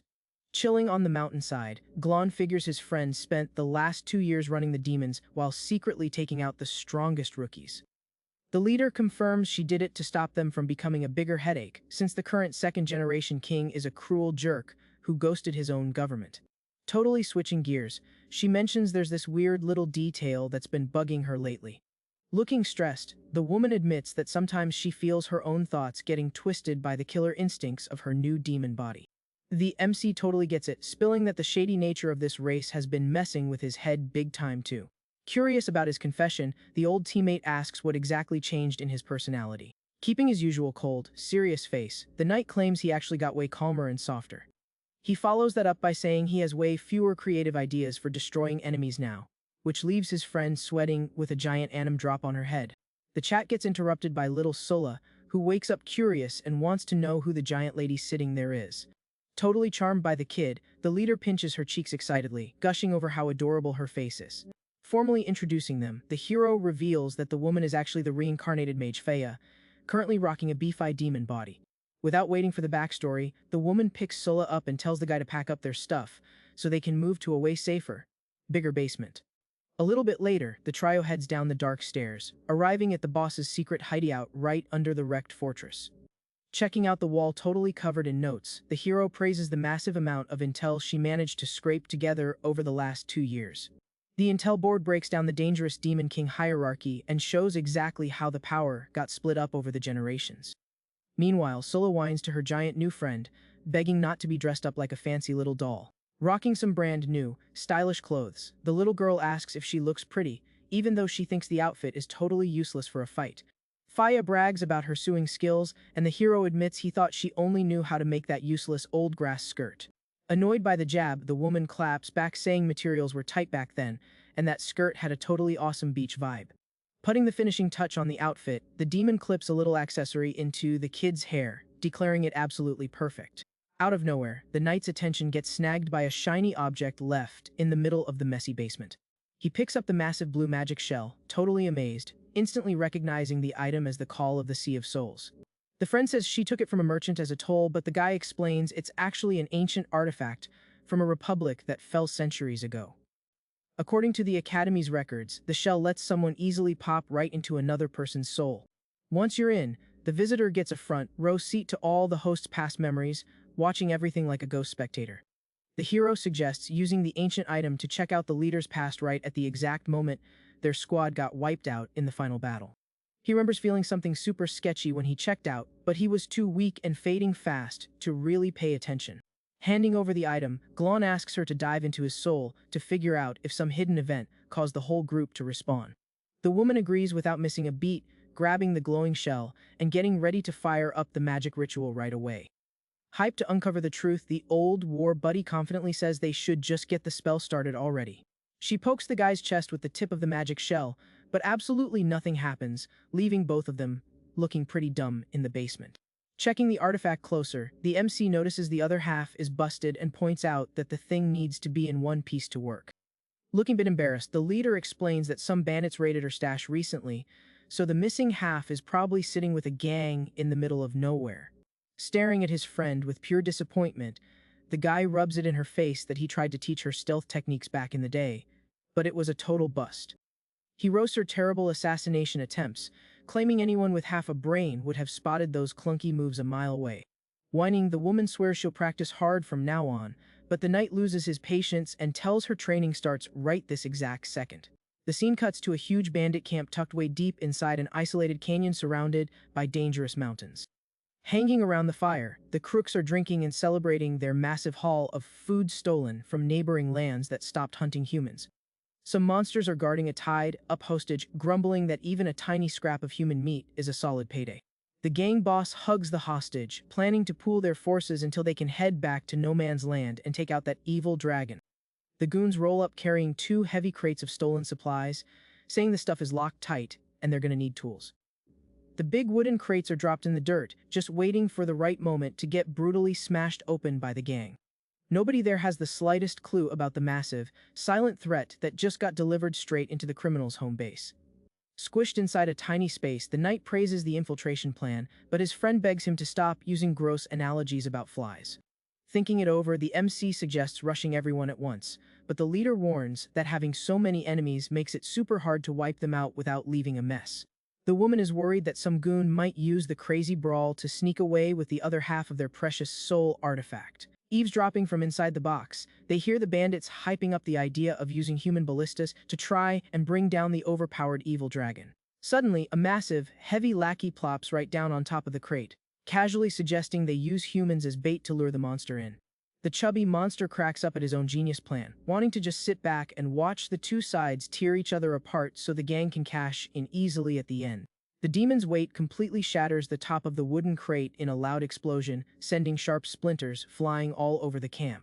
Totally spooked by the crash, the bandit scrambles up and looks confused, seeing that the supply box was supposedly totally empty inside.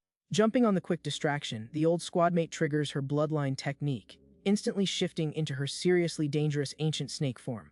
Hiding in the other crate, the hero cracks open a tiny sliver of wood and flags Faya to focus on a very specific target outside. The view through the crack locks right onto the gang leader strutting across the yard, holding the glowing dagger and gripping the human hostage with his rock arms. The boss tells his goons he's making a quick supply run to the Yuanshan black market to swap this useless junk for some actual firepower. A subordinate shuts that idea down, mentioning recent rumors about some hardcore dude who absolutely leveled that entire black market without an ounce of pity. Out of nowhere, the bandit leader feels a ridiculously lethal and dangerous aura creeping out from the shadows, demanding to know who's hiding there. Getting a visual on the target, the MC gives the green light, telling his teammate to go ahead and crush the rest of the gang however she wants.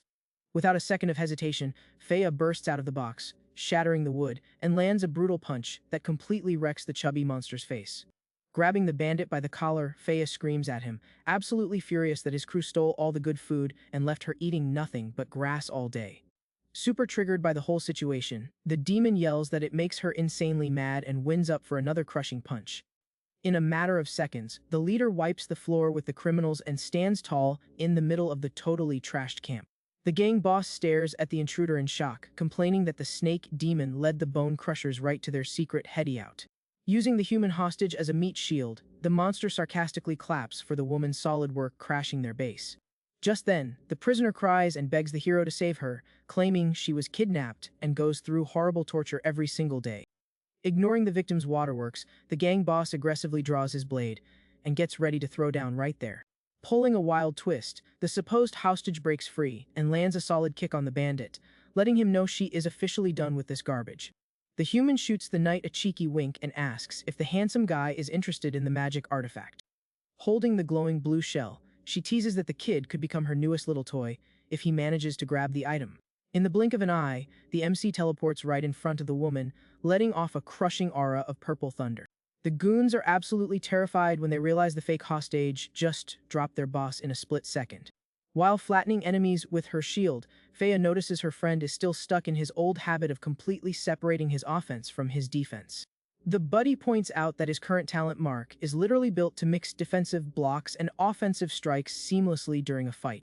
Glon takes the advice and mentions that advanced weapon transformation techniques are universal, promising to show her a few neat tricks later. Faya charges up her green magic while the hero tells her not to fight it and just let the poison run through her system. Surrounded by criminals, the demon listens to her friend promise she's about to unlock a whole new way to use her talent Mark. The warrior says he's only going to show her the energy flow exactly once, making it clear that learning it is totally on her. A colossal wall of golden light drops from the sky, instantly flattening the bandits in a brutal flex of integrated power. Happy with the absolute wreckage she caused, the leader smiles and excitedly admits that picking up a new trick feels pretty awesome. With the blue shell finally secured, the MC pockets the artifact and announces it's high time they head back to the Hediot. Back in the safe basement, little Sola is still completely passed out on the table, looking super relaxed. Holding the glowing object, the guy warns that the item is fragile and will shatter after one use, meaning they only get one shot to peek into the past. Standing tall and looking super confident, the old mage tells her buddy not to sweat it. Without wasting a second, the hero presses the shell against his chest and tells the woman to get ready to fire up the spell. Instantly, a heavy spiral of energy sucks the air out of the room as the ancient magic starts linking their two souls. The scenery completely flips, and the reincarnated warrior spawns standing right in the middle of the huge, quiet ocean of his own soul. Looking dead serious, he warns the intruder not to go snooping around looking at stuff she shouldn't be seeing in there. Floating in the dark void, Faya clicks her tongue, highly doubting there's any epic secret stashed in this boring place. Out of nowhere, the water gets crazy and a massive stone statue rises up from the deep looking super imposing. The demon stares hard at the giant face of the sculpture, trying to figure out what the heck it means.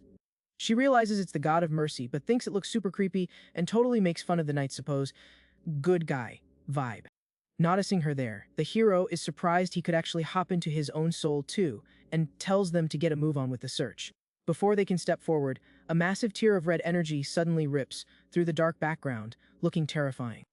The woman's eyes go wide, completely amazed and shocked by the sight of that glowing portal. The bright flash lights up the empty space, revealing the magic doorway holding the most critical memories of their final battle. The scene travels back in time, showing the exact moment the knight lifted his sword, totally drenched in blood.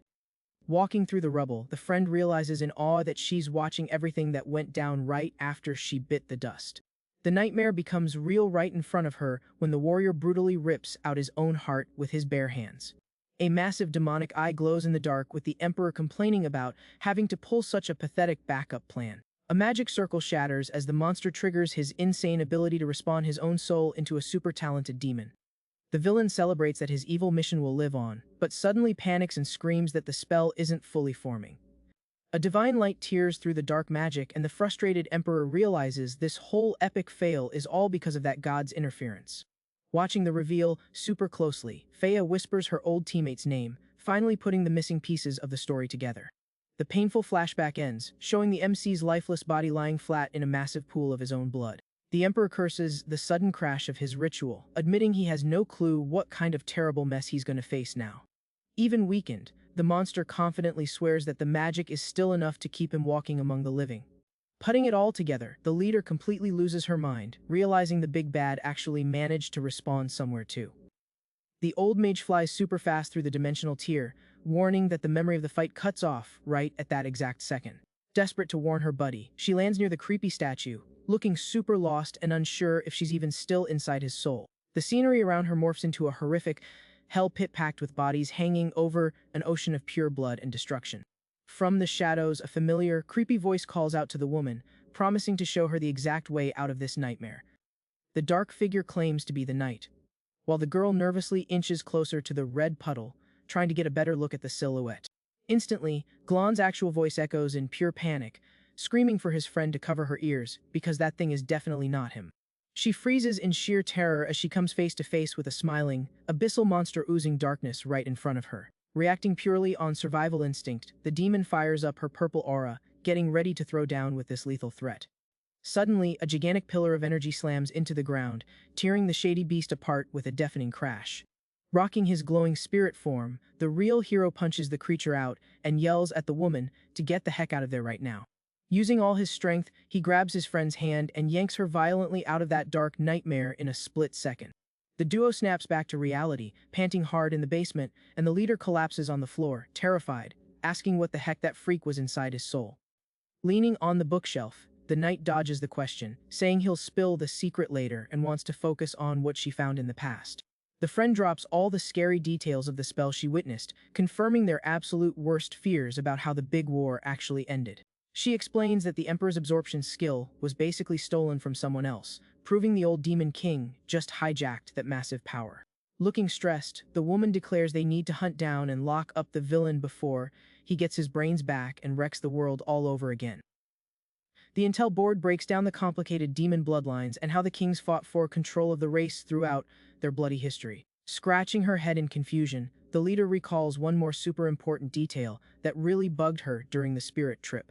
Staring at the ceiling, looking deep in thought, the warrior asks straight up what happened to their missing teammate. Shaken Faya admits she didn't catch what went down with her, since the chaos of the final fight took up 100% of everyone's attention. The heavy chat gets cut short by Sola complaining she's starving, making the demon smile and suggest they whip up a nice dinner together. The hero lets out a heavy sigh, getting why his friend is hesitating, and warns her that lying isn't going to make the inevitable truth hurt any less. Hugging the little girl, the woman looks overwhelmingly sad, totally gutted that she can't give her old partner any good news. Closing her eyes bitterly, she whispers, feeling a massive weight on her chest, completely unsure of how to break the news about their friend's tragic end. Glon's mind wanders to another sunny memory, focusing on two happy soldiers showing off some huge fish they caught in a chill river. In the nostalgic scene, the guards chat excitedly by the campfire, just enjoying a tiny slice of peace in the middle of a chaotic war. Out of nowhere, the big guy in heavy armor stops them from moving forward, while one of the young dudes asks why they're being stopped. The chat keeps going chill by the fire, with the leader complaining that the hero is totally clueless at reading the room, while he jokes that's exactly why his ex-wife filed for divorce. Right then, the MC notices a detail on his friend's face and asks how the number that used to be on her left eye just magically vanished. Faya calmly explains that every time she ends someone against her own will, a creepy countdown pops up on her face. Staring up at the starry sky, the mage spills that the mark only fades away when she actually manages to feel genuine happiness again. The knight smiles, totally getting it, and mentions that bumping into each other again after all these years finally made it feel like home. He praises his teammate's honesty, saying that even though she acts tough, she really cares about folks and makes a seriously awesome partner. The demon points at little Sola sleeping and remarks that having the adorable kid around just chases away the bad days and brings so much joy. With a soft, caring look, the woman locks eyes with her friend and tells him straight up that he's also a big reason she's so happy. Surprised by the random confession, Glon just looks back, trying to process the heavy emotional weight of those honest words. Both of their minds quickly drift back to their missing ally, with the leader bummed out that Soika might have met a totally different, tragic end. The hero's face goes completely dark and pained, accepting that losing his friend is just another blood debt added to his tab. Right after, the reincarnated warrior stands up and stares hard at the regional map pinned to the stone wall of their hideout.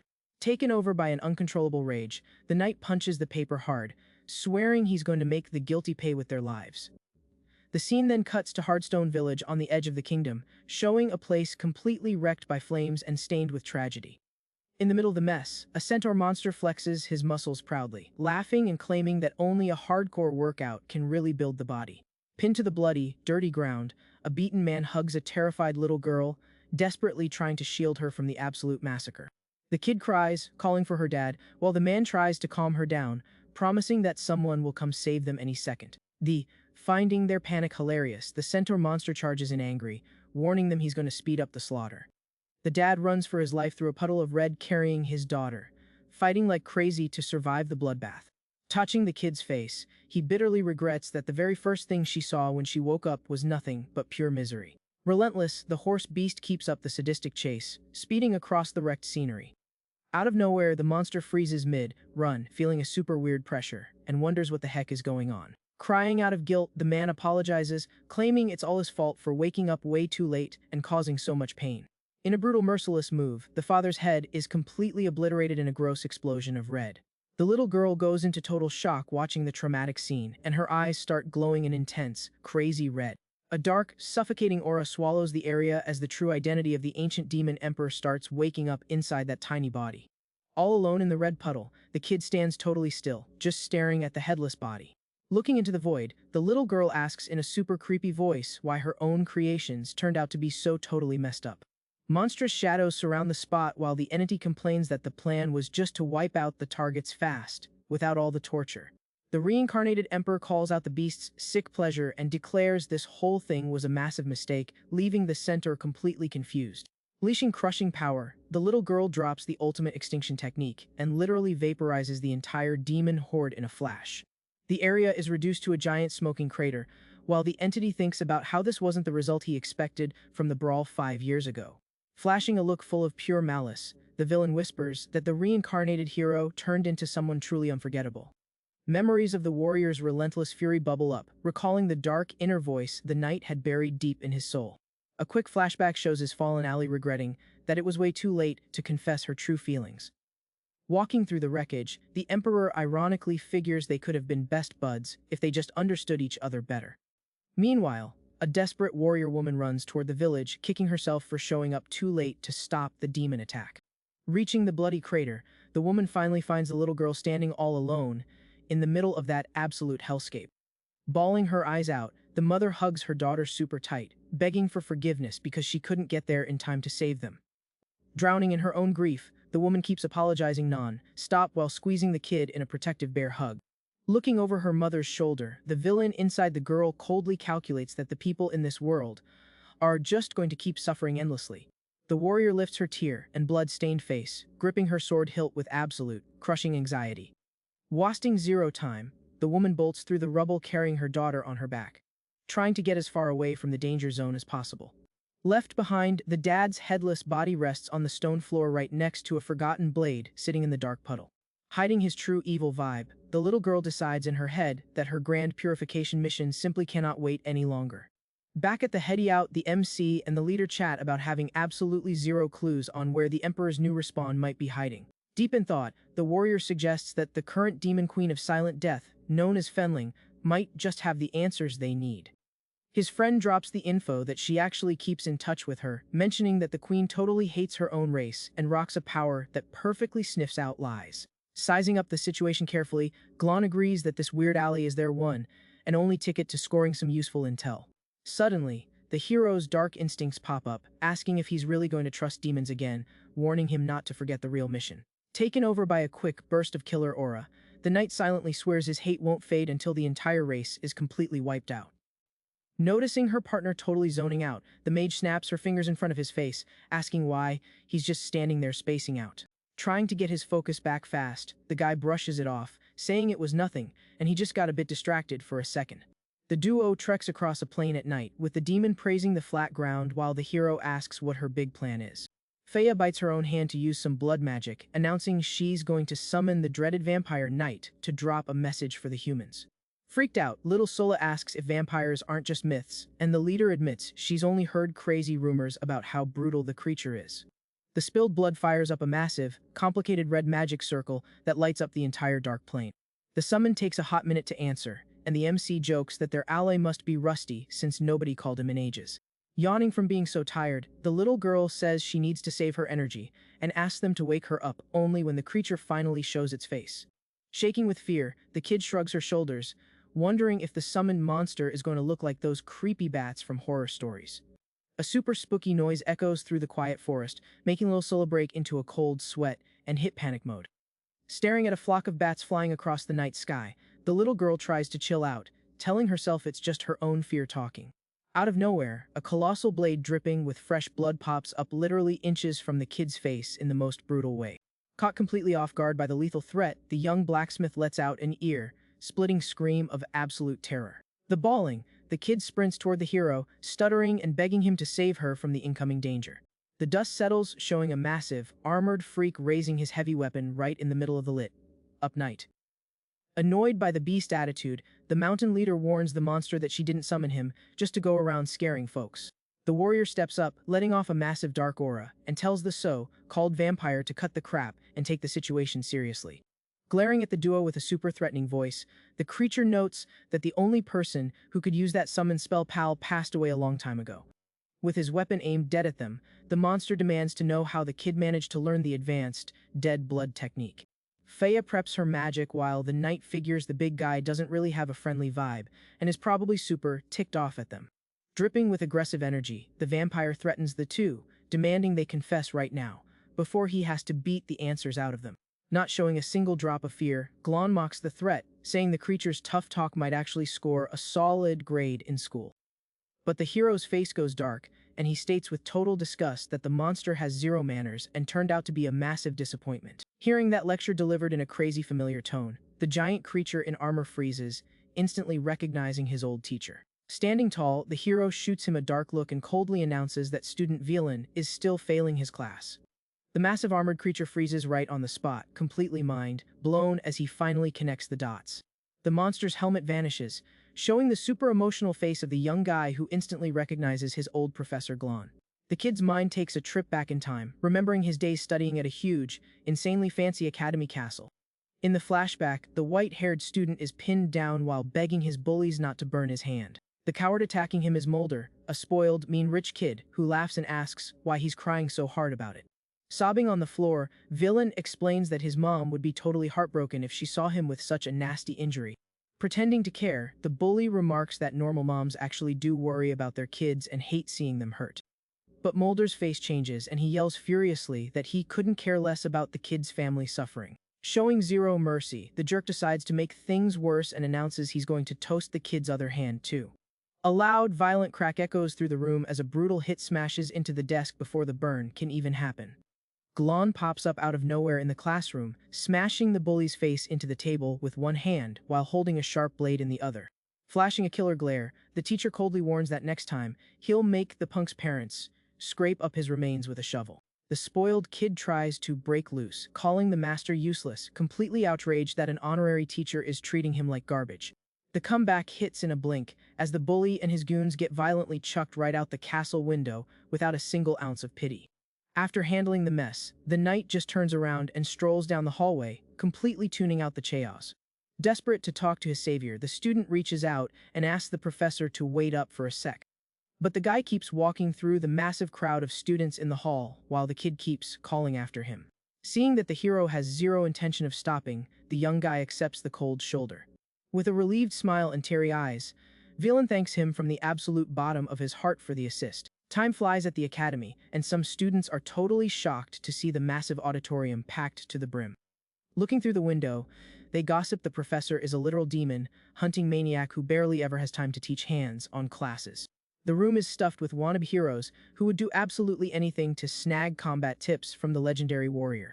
Outside, the students are buzzing, amazed by the crazy number of VIP princes who showed up just to sit in on the lecture. They crack up remembering how the 8th prince tried to steal another student's seat and got tossed out by Professor Glon himself. Far away, Villain wanders the garden feeling totally useless, trying to figure out what he could possibly offer to pay the master back. Out of nowhere, the kid gets a massive jump scare when he's violently snatched up.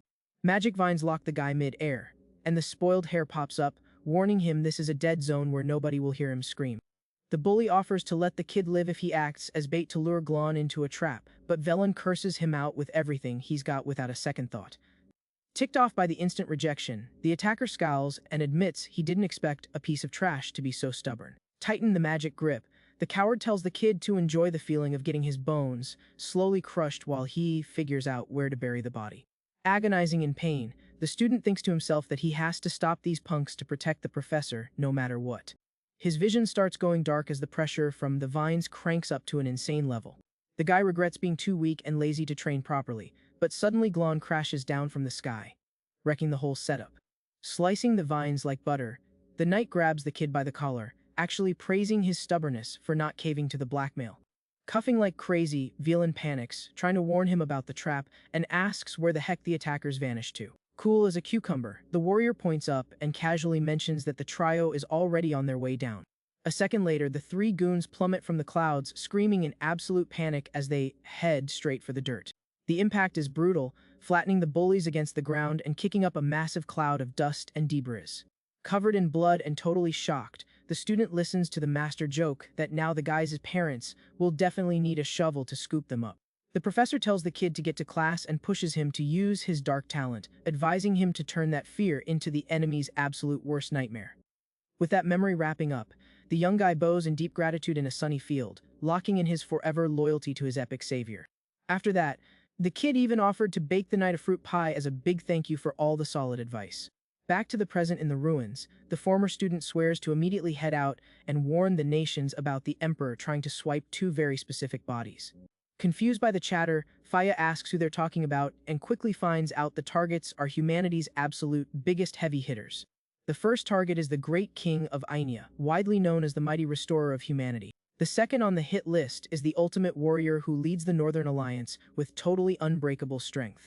Student is bummed that the second warrior retired, but figures it makes sense the professor is so interested in the only guy who ever actually beat him in a straight-up fight. Wrapping up the chat, the reincarnated knight tells the guy to bounce immediately before the villain gets too much time to make a move. Spreading his massive red wings, villain accepts the heavy mission and blasts off into the sky with ridiculous speed. The old alley tears through the dark night like a literal flying blood comet, fading into the horizon. Waving excitedly, the mage cheers that now they can finally hunt down the Emperor's respawn without stressing over inside threats. The next day, the duo walks down a dirt road, planning to score some good horses and clay pots for the massive road trip. Radiating pure malice, Glon declares he's going to rip off the Emperor's arms, eyes, and tongue, and stuff him into a clay jar to keep things safe. The bizarre plan involves healing him forever, just enough to keep him living like a total worm, making his friend super glad he's not the actual villain of the story. Meanwhile, at the cavalry camp, two soldiers are gossiping about a rookie who supposedly tied in a fight with the boss of the Bone Crushers. A big brute mocks the tie and laughs, swearing he'd easily wipe out the leader and snatch the throne if he ever got the chance. The gossip instantly dies when the soldiers start panicking, warning each other that the scary rookie just rolled up. Trying to act tough, the brute hops off his horse, claiming he's no pushover, and charges in, totally convinced he's gonna flatten the kid. In the blink of an eye, the monster gets slammed in the dirt, sweating bullets as he wonders if there's still time to beg for his life. The MC crushes the guy's head against the stone wall without a single drop of pity and barely breaking a sweat. Using the wrecked body as a step stool, the hero casually climbs onto the horse's back. Just then, a huge commotion kicks off in the camp, and the guards yell for everyone to clear the way for the arrival of Lord Desert Tooth. The scrawny vice chief announces loud and clear that the great mountain leader will be out of town for a good while. Munching on an apple, the pale demon orders the lackeys to prep the supplies because he wants to throw a surprise goodbye party for the boss. Watching this pathetic scene, the knight figures that Loudmouth Suck Up is definitely going to blow Feya's cover if he's left to run his mouth. Nearby, a few monsters gossip, complaining that the leader is a useless wimp, and they only bow down because the boss covers for the coward. The Lord overhears the trash talk and punishes the gossiping soldier, demoting him to a messenger who's banned from ever touching a weapon again. Thinking it over, Glon realizes that keeping a scared little bug in charge of the military is actually a brilliant, cheap strategy to paralyze enemy troops. Feya sneaks up and totally agrees with the guy, pointing out that throwing a massive party goes totally against the rule of saving resources. Hearing the critique from two random servants, the vice chief spits out a chunk of fruit, looking offended, and asks if they're trying to teach him how to do his job. Flashing a creepy smile, the Lord demands respect and claims he's generous enough to give the disrespectful punks a second chance. Keeping his usual icy vibe, the reincarnated warrior listens to the pale creature demand he get on his knees for an instant pardon. Faking concern, the vice chief tells them to hold up, claiming the floor is way too hard and the kid might hurt his forehead bowing down. Just to humiliate the newbie, he orders a goon to toss a shovel full of horse crap right in front of the hero, rocking a sadistic smile. The pale monster screams furiously, demanding the kid get on his knees right this exact second. Finding the whole thing hilarious, the other lackeys joke that they're about to get a really good show. Completely ticked off, the Lord walks up to Feya and threatens to spill everything to the boss if she doesn't bow down. He warns that the leader's rage could wipe her out in a flash, but offers to beg for mercy on her behalf. Then the demon taps the hero's shoulder, mocking him and asking if he went mute from being so scared.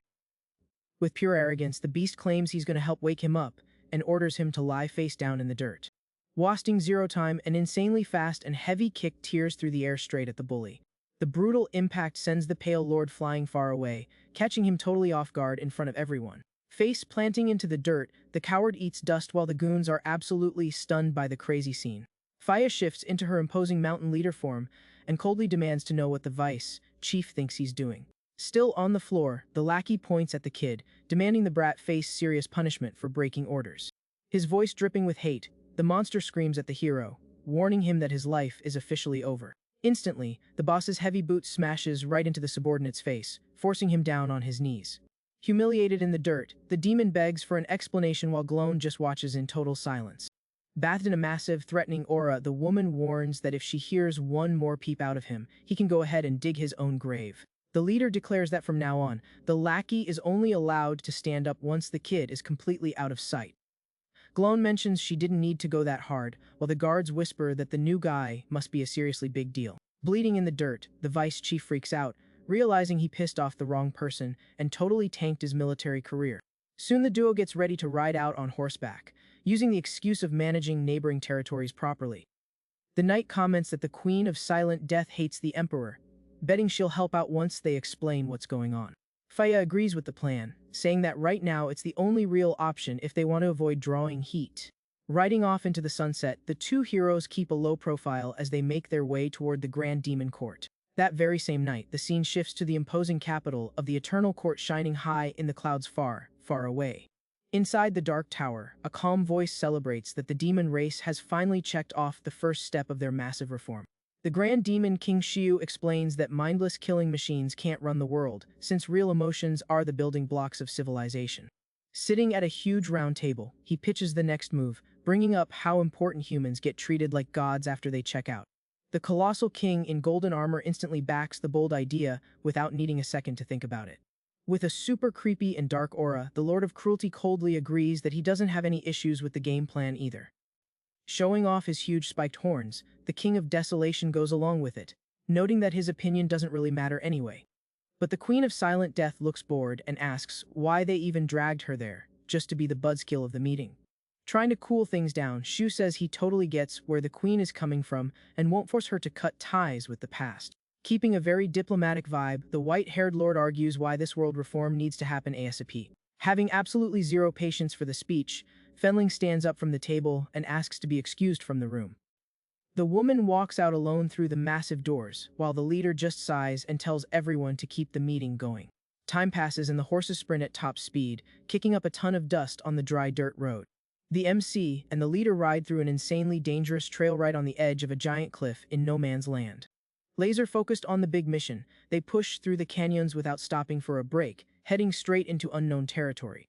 Meanwhile, the vampire knight tears through the sky like a flying comet, traveling non-stop without sleep to warn humanity. The massive, winged X student finally closes in on the great walls of the kingdom's capital of restoration. Inside the beautiful, bright palace, an old human king welcomes the counselor and tells him to drop the formalities for dinner. The white-haired warrior quietly sizes up Emperor Hoya, realizing this is his very first time actually seeing the guy in person. He remembers all the rumors about the ruthless monarch who took the throne with blood on his hands, wondering who he really is deep down. Casually eating a bowl of soup at the table, the old man easily recognizes him as the feared vampire knight without breaking a sweat. Wiping his mouth with a clean napkin, the king praises the guy and apologizes for missing his military promotion ceremony back in the day. Showing off some serious hospitality and chill vibes, the old monarch points at a chair, offering the monster a friendly invite to dinner. Keeping his stiff military posture, the warrior commends the honest way the great king treats his staff around there. Then he immediately orders the royal historians to officially record the emperor's excellent behavior in the kingdom's books ASAP. Sitting at the table, Villain listens to the old guy joke that his advisor is always roasting him, thinking the young man is way different than the rumors claimed. The old man takes another spoonful of hot soup and calmly asks for the full rundown on the demon emperor and the 5 heroes. Straight to the point, the vampire lord warns that the king needs to avoid offing anyone to make sure he doesn't get absorbed by the hidden villain. The monarch stops eating and spills that he actually shipped the powerful ally off to a remote island almost 4 years ago, using retirement as a cover story. Not losing focus, the old man says he'll send a secret agent to quickly deliver the warning to the isolated warrior. The ex-student stands up, mentioning that an undercover spy from demon territory just got back and is requesting a meeting. The king lazily complains that it's nap time and suggests the counselor himself escort the tired lord to the fancy guest room. Walking down the bright palace hallways, the human hypes up the spy, claiming the kid is super good at his dangerous job. Out of nowhere, a massive rhino monster drops to his knees on the stone floor, reporting he's brought totally vital intel on the enemy troops. Slowly looking up, the giant beast goes into absolute shock when he makes eye contact with a terrifying vampire knight just casually walking around. Catching the lackey's massive freak out, the counselor breaks the tension and decides to formally introduce the 2 guys right then and there. He points at the beefy monster and reveals that this guy is actually his top secret spy, making the whole situation even weirder. Ignoring the Pale Lord's scary vibe, the rhino warns that the enemies are pooling a gigantic army to launch an attack very soon. The human explains that the emperor had to scramble to organize the troops, so he asked him to walk the tired guest to his room. Villain mocks the absurd idea of trusting a demon who helps humans, but the spy fires back that it's just a job that pays incredibly well. The Reno firmly argues that in this crazy era, the weak have to team up with rich folks and make bank just to stay alive. Flashing 2 solid gold bars and a huge smile, the monster ironically asks if the guy can guess which one was made by humans. Chilling in the comfy big room, the vampire figures this current war isn't his problem and completely tunes out the cheap shots. The big guy stashes the cash fast and confesses he just wants to save up enough money to escape this hellhole and live a peaceful life on another continent. Finding the setup hilarious, the white-haired lord points out how funny it is that a demon is being selfish and peaceful while surrounded by literal killing machines. Annoyed by the unwanted lecture, the rhino crosses his arms and says he'd much rather be greedy than play pretend as some righteous hero. He brings up that former Master Gloan was the real deal when it came to purity, always throwing hands to protect innocent people from evil without a second thought. But the beast drops a harsh question, wondering if the warrior was actually a good guy or if he just fought to feed his own killer instinct. With a super malicious vibe, the spy asks what kind of massive, dark secrets that supposed savior was hiding deep down in his empty heart. Pushing the risky taunts right up in his face, the big guy suggests the knight might have been lying to himself the entire time. Hearing his beloved master getting dragged like that, Villain explodes into pure rage, summoning dozens of blood energy swords all around him. With a totally lethal, icy stare glowing with pure hatred, the guy warns the monster he better think real hard before opening his mouth to talk trash again. Sweating bullets with huge blades pressed against his neck, the coward backs down, claiming it was just a dumb theory, and that the hero actually used to help him beat up school bullies. The rhino spy keeps pushing buttons, asking what the hero would actually do if he had to choose between the greater good and his own selfish desires. The sun shines over the huge, quiet no-man's land, while two horses chill and drink water peacefully at a small lake. At the camp, Glon fills his canteen, looking super relieved that they didn't run into any bandit squads blocking the quiet road. Faya tells her partner to keep his guard up, suggesting Sola should learn some basic self-defense just in case they get jumped. The little girl happily agrees, mentioning her forging speed already blew past her grandpa's, and she feels like someone's secretly helping her out. The leader points out that geniuses can go their whole lives without unlocking their potential if they don't push it, so she decides to teach the basics right then and there. The knight explains that folks with talent marks generate energy non-stop, spreading that power through their bodies invisibly. Locking in his focus, he breaks down the basic application into 4 parts: mobilizing, releasing, amplifying, and shaping energy. Zero time, the reincarnated warrior shows off the move, blasting a strong dark aura all around his own body. He details how mobilizing pulls energy from chill areas to buff up important parts of the body, turning them rock solid. The hero notes you can also push the power outside to build a sort of hollow defensive shell. Keeping it cool, Glon remembers that the old demon he jacked the talent from used this exact trick to bounce attacks away. The guy tells Sola to master mobilizing first, instructing the girl to feel the energy flow and pull it right into her hands. The kid holds up her hands, totally amazed, and excitedly announces she can finally feel the magic juice starting to flow. Gripping her hammer while the tool glows super bright, she is totally mind-blown that swinging the heavy weight feels way easier now. The MC explains the girl can use this channeling to buff the hammer, revealing that a ton of sword techniques actually run on this exact idea. But the knight makes it clear that using it on outside objects burns out fast, with those ultra-rare divine steel weapons being the big exception. Wrapping up the lecture, he decides they're going to focus purely on defense first to make sure she survives if things get hairy. Super determined, Sola grips a small sword, totally trusting that her newly buffed defense can easily tank her friend's light hits. Instantly, the hero lunges with a fast strike, coldly warning her that he'll fix her busted hand right after the impact. The guy's sword smashes brutally against the kid's block, sparking a massive flash of bright energy right at the impact zone. The insane force of the hit blasts the little blacksmith backward violently, sending her sliding across the rocky dirt. At the very last second to save herself, tiny guardians made of pure golden energy pop up right over the little girl's closed fists. Staring at the little figures on her hands, the kid beams with joy, claiming humans always unlock something cool when things get crazy. She excitedly explains she used her energy to build those defensive shapes and immediately asks what the next step in magic training is. The warrior warns that trying to amplify power as a beginner is super sketchy and can literally stop your heart, so he suggests sticking to releasing and shaping for now. Totally focused on the drill, the young girl holds her palm out, trying to push out raw power straight into the air without using an object to anchor it. A blinding golden light floods the camp, waking up Faya, who looks pretty impressed by the kid's spell. Mage walks over all hyped and tells the girl to trust her own imagination to shape and fully bring out that hidden talent. Taking the advice, Sola manages to summon dozens of tiny golden figures that cheerfully march around right on her open hand. Pumped about the progress, Faya suggests pumping more juice into the summons to see if they come with an auto combat mode. Instantly, the little golden guards raise heavy magic shields on their arms, locking into a totally solid defensive stance for the little girl. The kid celebrates unlocking an acquired talent mark, while the warrior explains that only insane effort lets someone reach that rare tier of power. Suddenly, a massive flock of wild birds takes off in the distance, totally shattering the peace and quiet of the mountains. Spotting the weird freak out in nature, Glon orders them to kill the fire ASAP because something seriously dangerous just spooked the local wildlife. The scene cuts to the dry desert, where a small squad of humans is struggling big time to carry a heavy stretcher. The scared soldier sighs in relief that no one is chasing them, but the captain tells him to shut his trap so they don't blow their cover. Rocking shredded clothes, they're hauling a green-haired warrior woman who is completely knocked out and in critically bad shape. Hiding behind some rocks, the two heroes watch the squad, finding it super sketchy that these humans had the guts to crash demon territory. Recognizing the familiar face, the knight realizes the unconscious woman is actually Yvette, the ninth princess of the human kingdom of Anya. He remembers she's insanely ambitious when it comes to politics, but can't figure out how a tough fighter ended up so totally wrecked. Totally gassed from the brutal heat, the soldiers decide to take a breather while a black snake sneaks up on a package. The captain curses in frustration, complaining that his family dropped a fortune just for him to be part of this massive fail of a mission. He chugs the last drop of water from his canteen in pure desperation, hating that the op went completely sideways and turned them into runaways. Nearby, the snake slithers across the burning sand and sniffs out a bloody leather package holding a chopped-off demon arm. Staring at the severed limb in the sand, the warrior and the leader instantly piece together that these knights are hauling some highly dangerous cargo.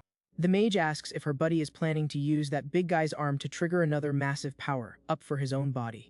Inside the hero's mind, the shadow tentacles go totally crazy around a dark aura, dying to chow down on that gross chunk of meat. Meanwhile, the soldier whines, begging for forgiveness for being a garbage scout and failing to stop the princess from taking those heavy hits.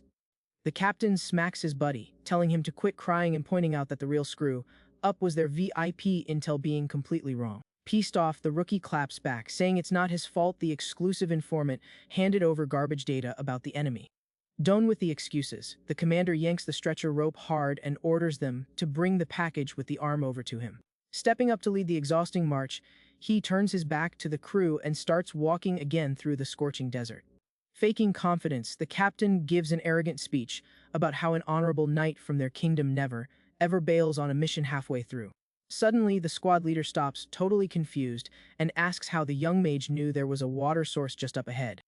Before anyone can answer, a nasty coughing fit grabs everyone's attention, coming straight from the stretcher on the dry dirt. The scared soldier totally freaks out as things go from bad to worse, screaming the princess's name in sheer panic. The woman coughs up a huge amount of blood, agonizing over the deep, lethal wounds wrecking her weakened body. Desperate, the captain yells at the little girl to hit her with the God of Mercy's healing spell right now to try and save the noble. Crying her eyes out, the little mage tries to spark the healing light in her hands, but sobs that she burned through all her energy in the last fight. Noticing someone walking up, the scared soldier quickly draws his crossbow, shaking like a leaf as he aims the weapon at the mystery intruders. Glon and Faya casually stroll out of the desert shadows, not showing a single drop of concern for the tiny squad. In absolute panic, the shooter screams that they're from the demon race and fires his weapon without missing a beat. With just one finger, the leader stops the arrow mid-air and coldly mentions that her crew doesn't attack humans unless they start it. Flashing a bright green healing aura in his hands, the reincarnated hero steps up, pitching a pretty sweet deal to save the princess. The knight demands every single detail about that severed arm in exchange for the healing magic they desperately need to keep her alive. Seeing that the noble is basically out of time, the captain caves to the panic and agrees to the enemy's terms. The MC instantly crouches next to the stretcher and focuses his heavy-duty recovery energy right onto the unconscious woman's wounds. The princess coughs violently, spitting out a massive spray of blood and poison as her body reacts aggressively to the intense magic treatment. Assuming the leader just got poisoned, the commander loses his mind, grabbing the kid by the collar and screaming to know what he did. Keeping a totally lethal and icy glare, Glon just points out that the useless human is making way too much noise. In a flash, the hero slams the soldier into the dirt by his neck and advises the freshly healed woman not to make any sudden moves. Still super dizzy and weak, Yvette wakes up, sitting on the stretcher while trying to process the absolute miracle that just went down. The little mage is completely blown away, noting in shock that this insane level of healing actually rivals the Lord of Desolation himself. Ignoring her own weakness, the princess smacks the captain's head, ordering the brute to apologize to their saviors immediately. The princess says thanks for the save, picking up that they can actually talk normally, just like the demon Lord Lummersdorf. Keeping his cool, Glon tells her it's time to pay up and hand over exactly what he asked for. Yvette hesitates, staying totally quiet, not sure if she should really spill the classified intel. The MC points out that her buddy Lilo promised she'd talk, offering to chip in on the payment if the price is right. Looking clearly uncomfortable, the woman finally admits that the whole deal revolves around that severed arm. The knight immediately shuts down the chatter, stating that this is absolutely impossible. Running out of patience, he suggests she let her own lackey explain what's going on. The soldier steps in, warning that the demon cannot know about this, since it's top-tier classified business for humanity. Right then, the hero steps closer to the princess, offering to trade basically anything else for it. A bright green light wraps around the woman's body as the healing magic keeps doing its job on her. Flashing a super scary aura, Glon demands the exact location of Galong's arm, or else she's gonna watch her subordinate die from poison. The captain is totally stunned, realizing there's a literal death threat hanging over his head. Yvette looks shocked as the kid holds the human, claiming the poison only makes you weak and he's totally bluffing. The hero whispers right into the captain's ear, asking how he's going to explain the princess's death to King Hoya. Freaking out over the blackmail, the soldier hits full panic mode, having absolutely no clue what to do. Yvette tells them to knock it off, declaring she'd rather fade away with honor than bow down to this humiliation. The captain begs her to just ignore the kid, but the princess grips her sword looking totally serious. Leaning on her blade, the noble warns that she'll have her power back soon, and the enemy is the one who should be sweating. Faya asks if she's really sure about that, admitting that the Ania royals definitely aren't cowards. The mage notes her subordinates are only hanging on by pure willpower, which finally makes the captain crack. The soldier quickly spills the beans, confessing that the severed arm is actually held by a demon lord. He reveals that the target is none other than the massive warlord, Jir. The warrior explains that this monster used to be the right-hand man of the brutal first-generation demon king. After his old boss fell, the beast turned into a wandering bandit, totally terrified of getting hunted down. The spy breaks down that the squad managed to score secret until confirming he had the artifact. The princess's game plan was to grab the hero's remains to give the human army a massive morale boost. But the mission went south because the monster had already attached the arm to his own body. The creature's power totally blew their expectations out of the water, ambushing the group and messing the princess up badly during their escape. Glon processes the story and immediately asks for the enemy's exact coordinates. The captain drops the intel that the target is taking a breather in the ruins of Mud Cow City before heading off to the Court of Silent Death. Faya figures they're going to need a seriously genius plan to snatch the item from a warlord that strong. The human screams at them to heal the princess right this second, since he just cuffed up all the info. Holding up his end of the bargain, the MC snaps his fingers to cancel the effect of his magic. The knight casually lowers his hand while the dangerous energy just fades into thin air. Yvette slowly stands up, calming the captain down and asking Faya to put her sword away. The noble bows her head, apologizing for the mess and admitting she shouldn't have tried to play games. Annoyed by the mind games, the soldier calls the kid a filthy beast. The hero ignores the trash talk and just said it was a basic poison she'd shake off super fast anyway. Solo watches the scene looking totally spooked while the captain whines, wondering if he's going to face a court-martial for this. Rocking his classic chill vibe, Glon tells the soldier to get up off the dirt. The guy clears the human of any blame, taking the heat himself for not explaining the deal clearly enough. The princess tells the crew to forget about the arm, since they stand zero chance against the lord, and suggests they get some solid rest. Out of nowhere, the captain hits red alert, shouting that enemies are closing in fast. A super speedy monster tears across the desert, kicking up a massive dust cloud. The soldier yells for everyone to lock into a defensive formation and brace for the incoming hit. 4 bandits pop up on a sand dune, celebrating that they finally tracked down the squad the big boss wants. The gang leader says the boss only wants the heads, so they can totally keep the valuable skins for themselves. Yvette grips her sword, ordering everyone to hold the line until she's fully recovered, and the kid instantly agrees. Checking out their defense, the monster praises the humans' tactics, knowing they can pick them off one by one if they split up. The frog criminal tells his bro to chill, promising he's gonna wear the prey out first. Covered in a green aura, the demon tells the targets to listen up super close to his question.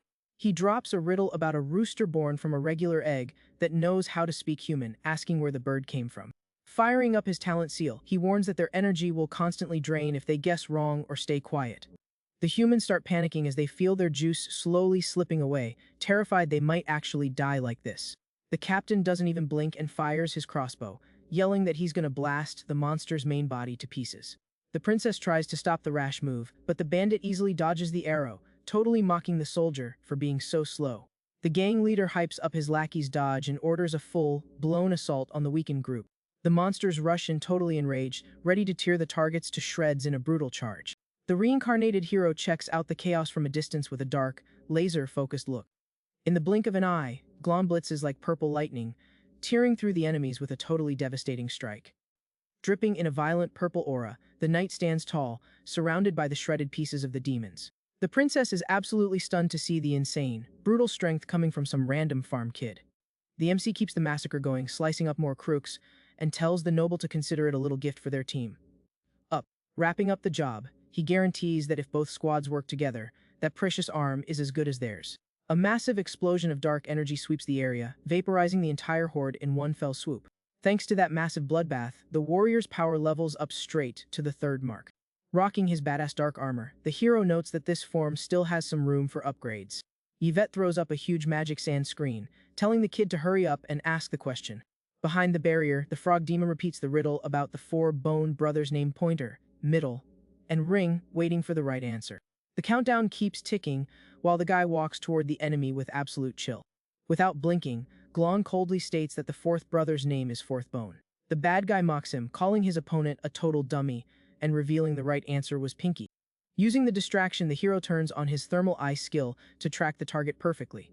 With an explosive jump, he fires off the thunder technique, charging like a ruthless lightning bolt straight at the monster. The purple blade tears through the air in a fatal hit, instantly popping the riddle frog's head off with zero chance to block. The princess sighs that they are completely doomed, while the captain refuses to accept it, whining about the unspent cash then. Yvette says she can still pop her talent seal. Faya tells the princess to take a breather and instantly unleashes her own combat form. Activating her celestial body talent, the leader turns into a massive stone giant, while the enemy just laughs and asks who the little N is. Wasting no time, the mage drops a brutal hit, crushing the bandits into the dirt with her insane strength.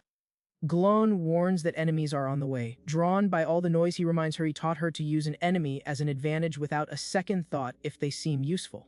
In the distance, the enemy troops hit full panic seeing the giant, and the commander orders all units to open fire ASAP. Seeing an opening, the leader grabs the captain and yeets him through the air with everything she's got. The human soldier crashes right into the snipers like a bowling ball, absolutely wrecking the enemy formation with a heavy impact. With the path clear, the towering stone giant raises a massive sword, ready to finish the job against the fortress. A devastating slash rips the scene apart, slicing up the defenders without giving them any time to react. Fast and deadly, the reincarnated hero charges in, smashing the barricades with his unstoppable dark energy. Right then, the MC turns his head, picking up on some seriously bad vibes coming from where the sun is setting. Flying right against the sunlight, a winged creature closes in, tearing through the skies over the dry desert. The warrior duo watches the beast touch down and kick up dust, getting ready to throw down with the brand new threat that just showed up. Mage mentions the brutal rep of the local evil dragon. The guy thinks the beast isn't looking for a scrap, but says they should stay on high alert. Getting back to the chat, the princess agrees to the team up, stating that the duo's insane strength is going to be super handy for the mission. The hero locks in the deal to fight Jir together and split the arm 50-50, an offer the noble takes without thinking twice. The scene jumps to the night camp by the lake, while the kid secretly schemes to swipe the whole piece the second he gets a chance.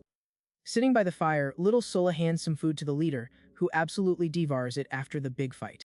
The crew uses the chill moment in the desert to recharge their batteries after the last brawl. The princess tells the soldier to stay sharp in case the demons try to pull a fast one. She gets up to chat while he swears to stay completely focused. Noticing her walking over, Faya gives her buddy a heads up. The knight looks at little Sola and asks if the human is their slave. Nearby, the soldier complains about trading the hero's remains. The girl brings up the immaculate knight, and the human totally agrees, hyping up his idol. Being a total fanboy, the captain brags that his pretty face can't get scared, aiming to look completely flawless in battle, just like the legendary Miravech. Cutting off the fanboy rant, the reincarnated warrior walks up and asks for a taste of that famous cheese from the human homeland. Enjoying the snack, the hero gets a little homesick. The soldier cries and complains that his mom bought that for him, and it cost a small fortune.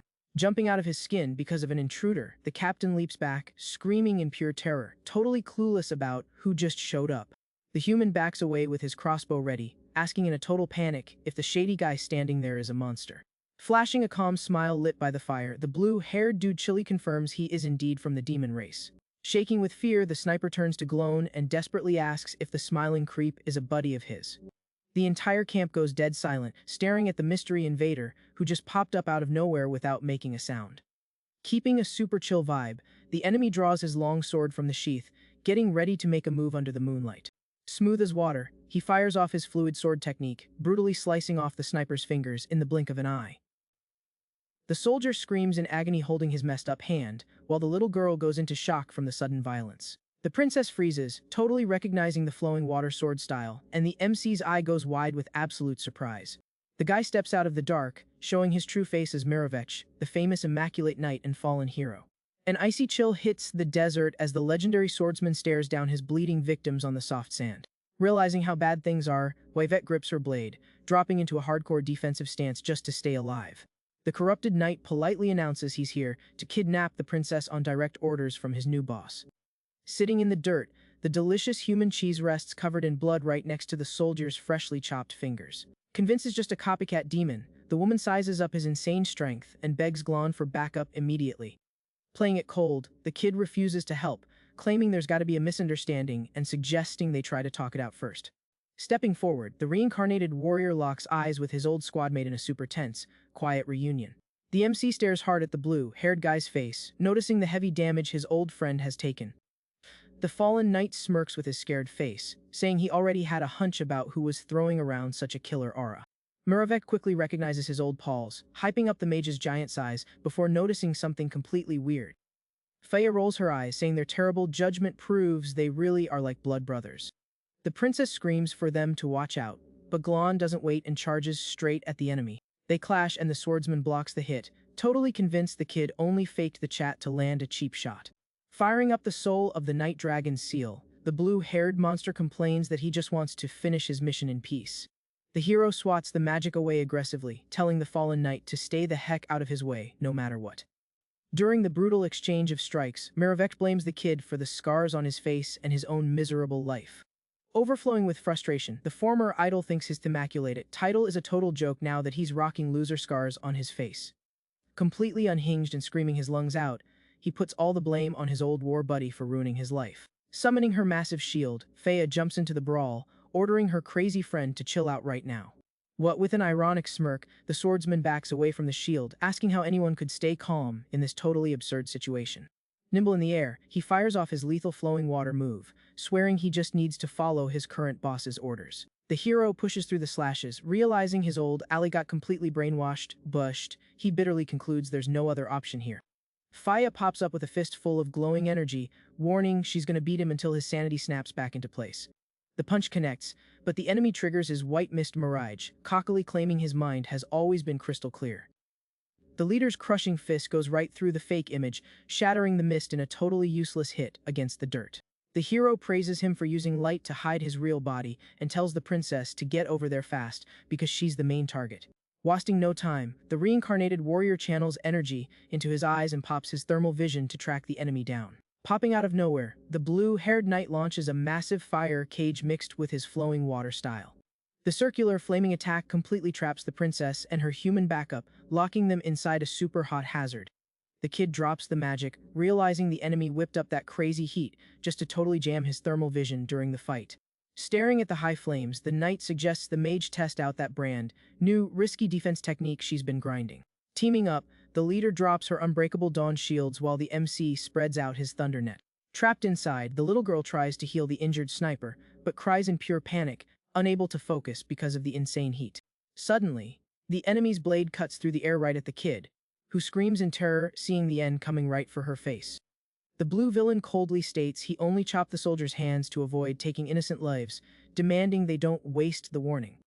Right then, the ultimate golden shield lockdown circles them, totally trapping them inside the destructive flames. Stuck inside the perfect barrier, Muravec praises the spell. The captain is absolutely floored when he finally gets a close look at his idol's face. Furious, the human spits insults, saying a monster could never be the legendary hero, and the swordsman finds the nerve totally hilarious.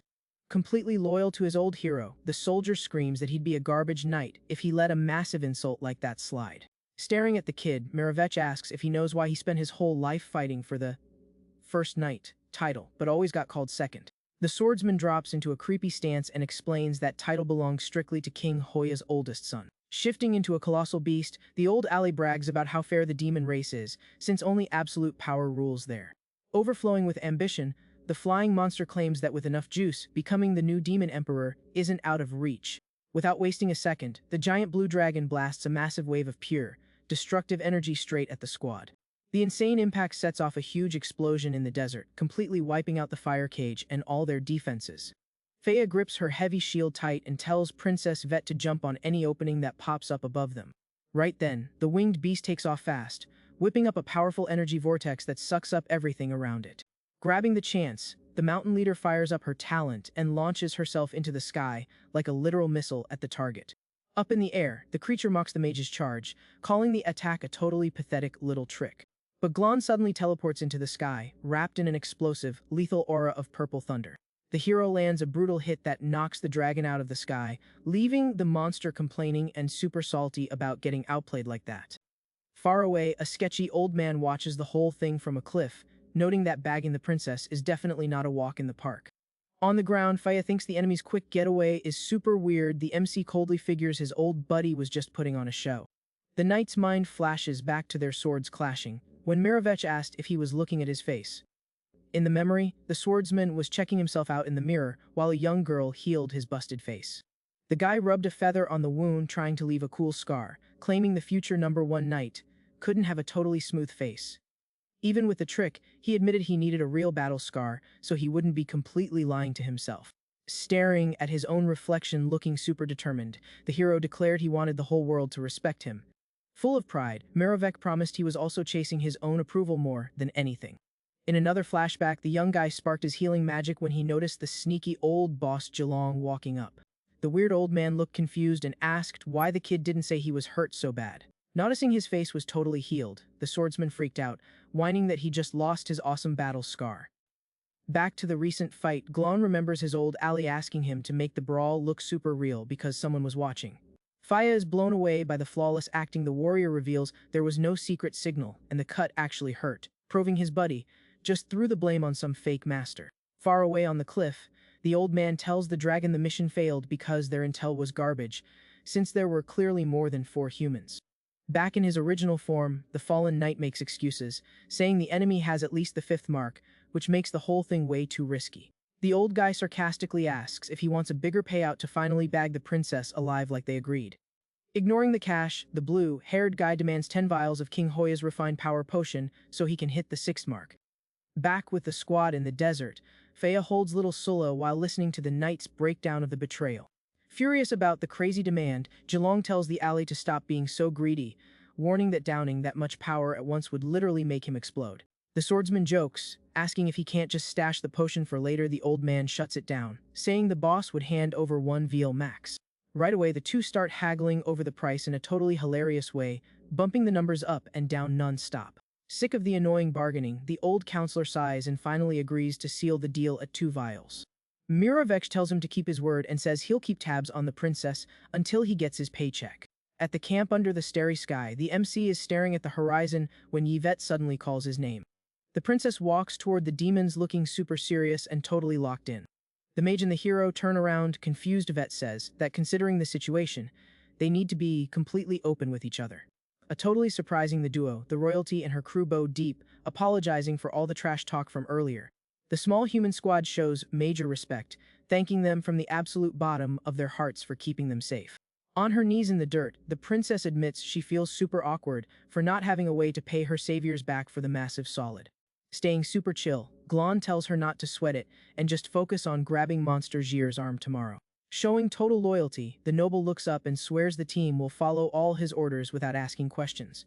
The captain and the little girl nod super fast, while the guy tells everyone to get some sleep before the heavy fight. Feeling his hands freezing, the knight asks the mage to start the fire, warning about the brutal drop in temperature. Sulla's brain quickly pulls up the lesson on the ancient fire god to cast the basic spell. With a snap of her fingers, the little girl uses her blacksmith ignition magic to spark the first flame. Immediately, the wood catches fire, sending up hot, cozy flames into the cold, dark night. The whole squad circles around the campfire to warm up and relax their muscles before the big showdown.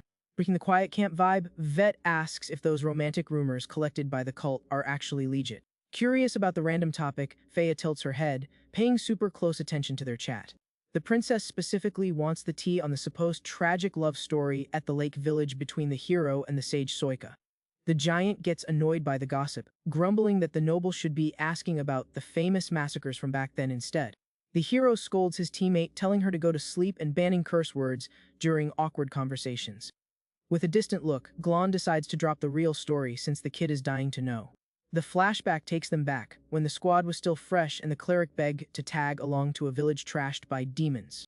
In the memory, the two were walking through the creepy ruins when a ghost bride gave them a super spooky welcome.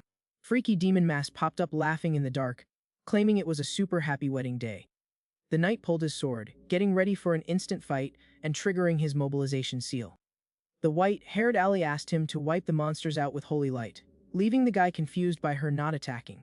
The blindfolded sage sadly explained she wanted to give those corrupted souls a peaceful, warm send-off.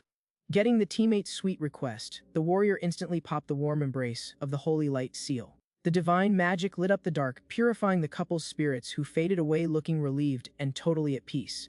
With the job done, the knight put his massive blade away while the woman just stood there in absolute silence. The dark-haired guy turned his head, waiting to see what his partner was going to do next. The cleric stayed frozen looking super shy, making the vibe in the abandoned village feel pretty chill. Building up her courage, she slowly reached out and touched the ally's clothes in a super subtle way. The woman held his fingers gently, showing some real, genuine affection for the very first time. But the hero's out-of-control killer instinct kicked in, and he drew his weapon in a totally violent reflex. A massive slash tore through the air, with the kid attacking his own teammate purely out of survival instinct. Realizing the massive screw-up he just pulled, Glon sheathed the sword, feeling ridiculously hasty and super guilty. Rocking the worst possible attitude, the knight glared at her, demanding she apologize immediately. Totally blindsided by the rude reaction, the mage just let out a little confused, shocked squeak. The guy doubled down, saying uninvited physical contact made him super uncomfortable, basically forcing the poor girl to take the blame for the whole mess. Snapping back to the present, the MC swears it was just a subconscious counter-attack, leaving the princess incredibly disappointed by his icy vibe. Faya thinks the whole story is hilarious and mentions that acting like a jerk is totally his brand. The MC just looks away, staying totally quiet without even trying to defend himself. Time flies and the squad finally hits the outskirts of the famous Mud Cow City ruins. Faya warns that the layout is a total maze and rushing in blindly would get them wrecked, so the warrior decides to sneak in solo, telling the group to lay low until it's time to spring the trap. Walking the streets in disguise, he checks out the massive crowd of demons trying to enlist in the king's army. The guy spots a bunch of human slaves being dragged around by ropes like literal animals for the war effort. Keeping his cool, he decides he can only bust those folks out after he wraps up the main job. Right then, the guards joke about selling the captured dudes to the Hunter Brotherhood. A monster in the yard yells out that they've only got one spot left for today's draft. Jumping on the perfect chance, the knight shoves through the crowd and cuts right to the front of the line without blinking. Up on a stage, the examiner notes that most of these guys just want to ride the boss's coattails. Chilling like he owns the place, the blonde demon introduces himself as Clover and warns them about the crazy high standards. Flashing a totally cocky attitude, he declares the army only takes the elite and doesn't mess around with garbage. Staring down at the MC, the monster wonders how such a scrawny, useless-looking dude even got in. Pissed off at being ignored, Clover threatens to slice the kid's ears off if he doesn't start paying attention. The examiner gets out of his chair, yelling at everyone to shut up, annoyed that the rookies have zero manners. He orders them to step up one by one to check their talent marks on this magic gadget. Breaking down the rules, the demon points out that the seal's glow is just a baseline and doesn't show their max power. Cowling the hero up, he tells the kid to put his hand on the orb, promising to grade him totally fair and square. Chuckling, the blonde tells the newbie not to freak out if he gets booted right out the gate. The orb lights up showing just the first electric seal, and the warrior chilly asks if he passed. Before he gets an answer, a mystery voice echoes through the yard, calling the examiner a weak coward.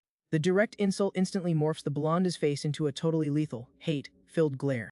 Absolutely furious, he tells all the useless rookies to get lost before they waste any more of his time. In a sudden, brutal move, the beast crushes a demon's chest into the wall, sending red flying everywhere.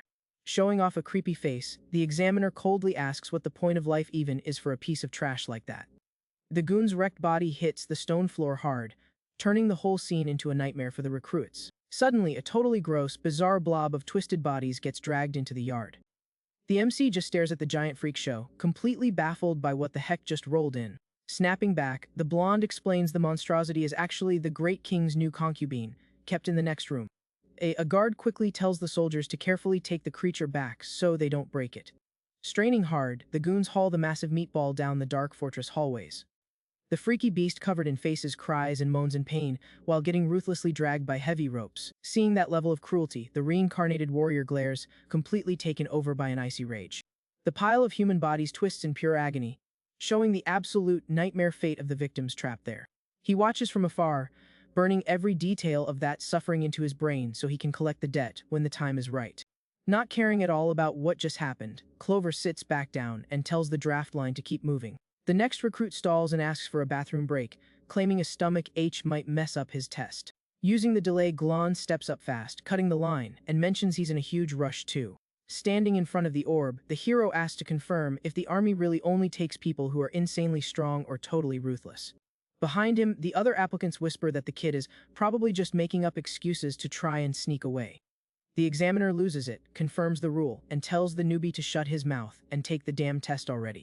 With a dark stare, the MC ignores the order and asks straight up if the blonde thinks he's actually strong enough. Feeling totally disrespected, Clover asks if the punk thinks a third sealed demon isn't qualified.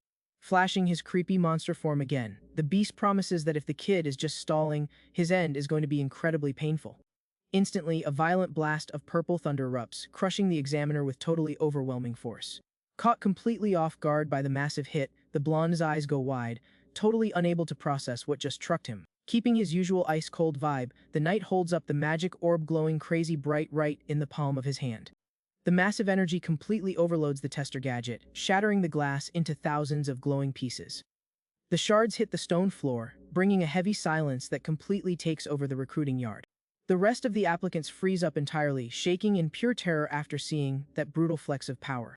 Wiping the mess off his face, the hero praises the test and chilly asks the guards if he passed. Sweating bullets and stuttering, the fortress guard nods fast and tells him he's absolutely qualified. Without looking back, the MC turns around and casually strolls over to the rookie chill zone. A few hours before this absolute bloodbath, a tiny, mysterious red scroll had been dropped off in secret. A spy explained the item had a real-time replication spell, letting them talk directly to Geelong. The kid used the magic gadget right away, sending a text confirming he was already inside the city. Far away in a hidden cave, the leader and the crew waited on the edge of their seats for the next step of the crazy plan. Hyped up, the lackey read Geelong's reply off the scroll, telling the hero to get ready to make his move soon. The girls keep a super close eye on the spy in the dark hideout, looking pretty stressed. Back to present in the tent, the warrior casually stashes the comms item after finishing the orders. Suddenly, a big brute walks in calling for the gifted rookie, saying the king requested him personally. Moving crazy fast, the knight hides the red scroll, using a silent sleight of hand before heading out. A smaller lackey asks if the scary newbie already got patted down, but the brute admits he was too chicken to do it. Trying to look useful, the giant guard tells the hero to stand up right now for a full-body search. Keeping his chill attitude, Glon unzips his gear without blinking and lets the guy search him, showing zero nerves. The beefy demon carefully pats down the kid's arms and body, looking for any concealed weapons. Happy with the pat down, the guard mutters that he didn't find a single sketchy eye item on the guy. With security cleared, the beast mentions the king wants to see him alone and leads the way down the halls. A quick flashback shows that exactly 1 minute before the search, the hero sliced his own arm open to stash the scroll. Using his potent green healing magic, he patched the cut flawlessly, totally hiding the magic item right under his skin. The loud, heavy ring of a massive bell echoes from the huge Gothic tower piercing the dark city sky. Rolling into the grand hall, the brute announces the recruit, and the leader instantly tells the goon to leave. Acknowledging the order, the guard bounces, leaving the reincarnated warrior to step up and face the massive target all alone. Staring at the villain from a distance, the MC is completely grossed out seeing exactly how his old arm is being put to use. The room is a massive, gorgeous hall lit by stained glass, where a super chill tune echoes through the empty space. Sitting in the shadows, the huge demon king Jir plays the piano, totally locked into the melody. One of the hands tapping the keys is obviously human, showing off the stolen limb from the old hero. The other hand is a gray, monstrous claw that perfectly keeps the beat, creating a super weird vibe during the song. Stopping the music, the villain rests the human arm on the piano and finally mentions he noticed the rookie walk in. Showing a creepy face, Jir explains he always plays the piano to try and keep his massive urge to end people in check. The monster stands up and walks over calmly, telling the kid to chill out since this is just a basic job interview. Getting closer to the guy, the giant king asks if the newbie is curious about how his army runs. Keeping his usual icy stare, Glon replies he just wants to know why such a powerhouse tries to hold back his killer instincts. The Lord sighs about constantly being questioned, admitting he puts in a lot of effort to be a peaceful demon. Unfazed, the hero points out that their race is literally born to destroy, so fighting that basic nature is basically impossible. The beast flashes his razor, sharp teeth in the dark, agreeing that the Emperor himself planted that lethal drive inside them. Changing the subject, Jir holds out his hand and asks if the kid had ever heard that piano tune before. The reincarnated knight keeps a blank look and just says he doesn't know the first thing about human music. In the blink of an eye, the leader throws a brutal punch, but the MC blocks the heavy hit super fast. Grabbing the kid by the collar, Jir calls him a liar, saying he noticed the kid get annoyed when he missed a note. Flashing a scary glowing stare, the creature demands the rookie answer a question with 100% honesty. The monster grabs the hero's shirt tight and asks if his massive thirst for blood is just demon nature or pure passion. Even with a bruised face, Glon cracks a confident smile and answers without hesitating that it's a solid 50-50 split. Happy with the kid's rock-solid answer, the king lets the recruit go, deciding his heartbeat didn't lie. The villain mocks the whole situation, finding it pathetic when a slave gives in to instincts instead of chasing actual freedom. Overflowing with arrogance, the beast claims that catching feelings for being a lowly servant is absolutely ridiculous. Jumping on the opening, the knight fires back, asking if the leader doesn't need exactly that kind of obedient lapdog to do his dirty work. Surprised by the nerve, the big guy asks what the newbie is really after by teaming up with him like this. The hero holds a freezing, laser-focused stare right at the monstrous leader in the dark room. Glon says that sticking with the king is his only real shot at feeding his urge to destroy, an answer that totally wins the villain over. Hyped about his new goon, Jir gives the kid a friendly hug like they've been war buddies forever. Suddenly, a little human girl with red hair comes running into the hall holding a purple flower crown. Calling the monster Dad, she runs up excited, showing him that the flowers perfectly match his skin tone. The kid happily explains she felt bad picking the flowers, so she waited a really long time until they just fell off on their own. Super proud of her little arts and crafts project, she holds out her tiny arms, offering the rustic crown to the giant. With absolutely zero mercy, Jir lands a brutal slap right across the kid's face. The violent hit sends the girl flying to the floor, while the monster screams in rage, reminding her she's banned from running around in there. On the ground and bleeding from the mouth, the little girl listens to the leader yell, asking if she went completely deaf. The reincarnated warrior just watches in silence as the villain complains that training humans is way worse than training dogs. Bawling her eyes out, the little girl curls up on the floor and desperately begs her supposed dad to stop hitting her. Ignoring the terrified crying, the giant king grabs her violently by the throat, wanting to make his point crystal clear. Holding the choking hostage up in the air, he cruelly declares she is strictly forbidden from ever calling him dad again. Showing his true terrifying face, the beast spits at the kid that she's nothing more than a filthy slave. Out of nowhere, a panicked guard busts into the hall, yelling that the famous evil dragon is closing in fast from the east. The monster drops the girl immediately, deciding this is the perfect time to deal with the flying intruder's bad attitude. Cuffing on the floor to catch her breath, the little kid hears the cold order to head back to the dark basement all by herself. The king tells the lackey he's super happy with the newbie and tells him to escort the kid back to the military camp. Following the boss's orders, the MC tags along with the brute, calmly walking out of the fortress.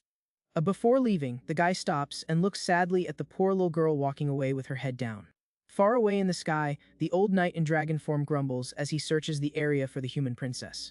Up on the bell tower, Jir patiently waits for the dangerous winged creature to get closer. Wasting no time, the massive demon king takes a running start and leaps violently into the sky. The dragon spots the aggressive jump, sensing a massive spike in energy rocketing up from the city. A colossal explosion of power trails Jir's jump as he charges in, ready to tear the flying threat apart. Reacting fast, the intruder blasts a massive, destructive beam of blue energy straight at the attacker. The hit tears through the clouds brutally, letting the winged beast use the smoke screen to bolt away fast. Landing on a roof, the monster leader clenches his fist, swearing he needs to steal that massive power for himself. A guard quickly runs up praising the king's strength for scaring off the dragon, and Jir orders them to double the security immediately. Hiding in the shadows by the wall, the hero summons his magic snakes and admits the place's security is actually pretty tight. Nearby, a patrol guard lifts his boot, complaining that he just stepped on some really sharp thorns. The cut carries a tiny trace of poisonous magic energy, so weak that the dumb beasts don't even realize the kid is tracking them. The genius tactic leaves a glowing, invisible trail on the ground, showing the exact route the enemy troops are taking. With that, the MC maps out the entire strict patrol route of the whole city in the blink of an eye. Checking out the glowing map, the guy decides to shadow the patrols for a few more days to set up the absolute perfect lethal strike. Suddenly, the reincarnated knight spots the little purple flower dropped on the ground and decides to pick up the fragile thing. Locked in the dark, damp basement, the little girl hears a noise and looks up, asking who's at the door. The hero uses his shadow tentacles to hand the flowers back through the bars, saying he figured she'd want them. Totally thrilled by the surprise, the kid runs up to the bars with a huge smile on her bruised face. The girl admits she thinks the king hated the crown because her braiding was ugly, while Glon notices her cell isn't even locked. Handing over the plant, the warrior asks why a human kid would ever call a terrifying demon her dad like that. Full of pure innocence, she swears the monster is the best person she's ever met and heard that only dads take care of people that well. The kid defends the beatings, actually believing the heavy collar is just there to protect her from the bad guys outside. Shocked, the guy asks what kind of freaks she ran into before to think this is a good deal, but she says she can't really remember.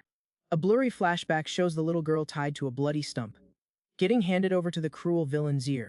The MC checks the kid out in the dark and silently feels terrible that the poor human doesn't even realize she's living like a total slave.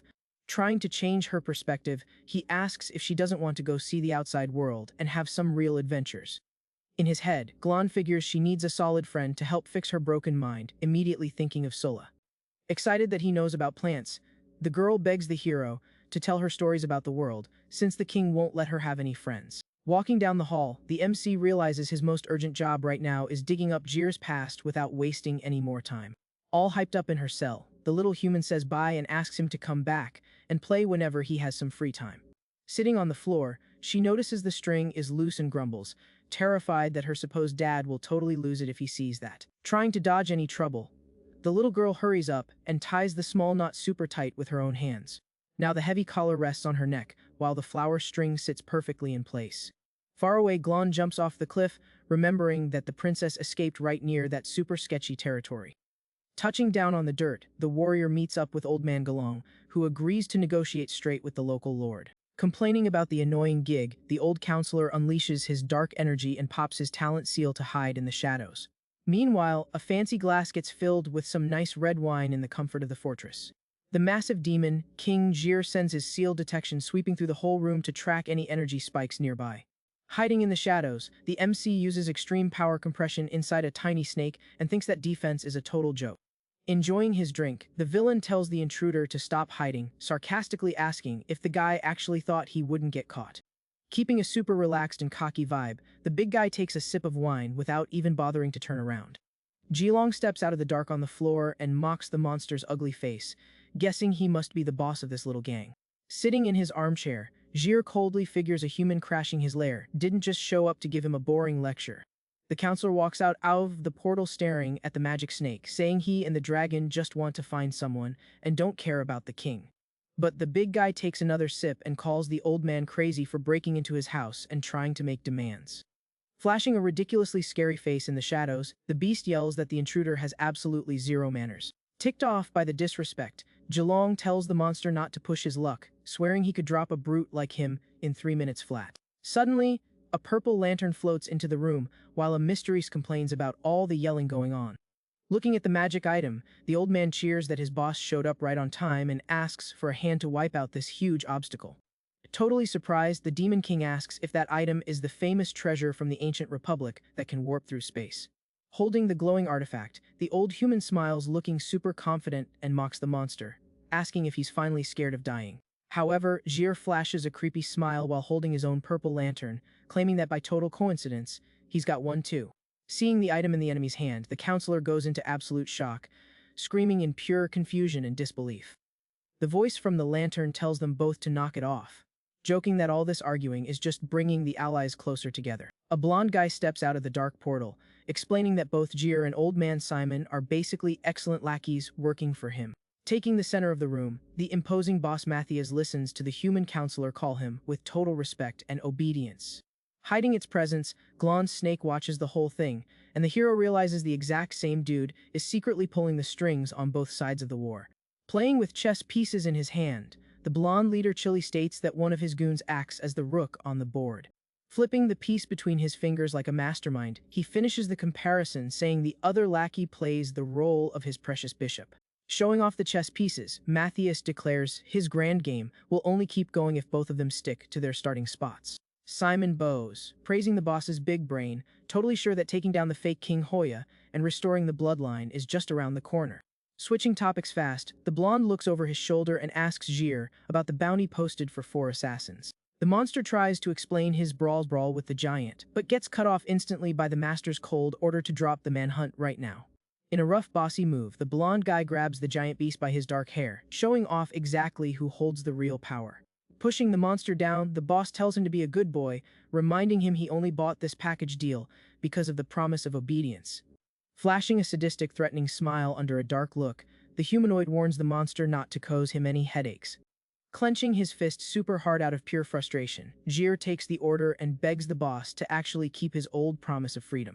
A close-up on Matthias's glowing blue eye shows how totally cynical he is when he hears that word the subordinate wants so badly. Holding a weird, busted artifact in his hand, the boss admits he has no clue where the old master scored so many magic toys. The blonde explains that crushing this item would make the other half blow the lord's head off, but promises to hand it over if he wins the game. With the purple lantern in hand, Matthias jokes that just the thought of freedom makes the beast so happy he sings around the base. Cutting the small talk brutally short, the leader turns his back and orders old Simon and the evil dragon to just play things by ear.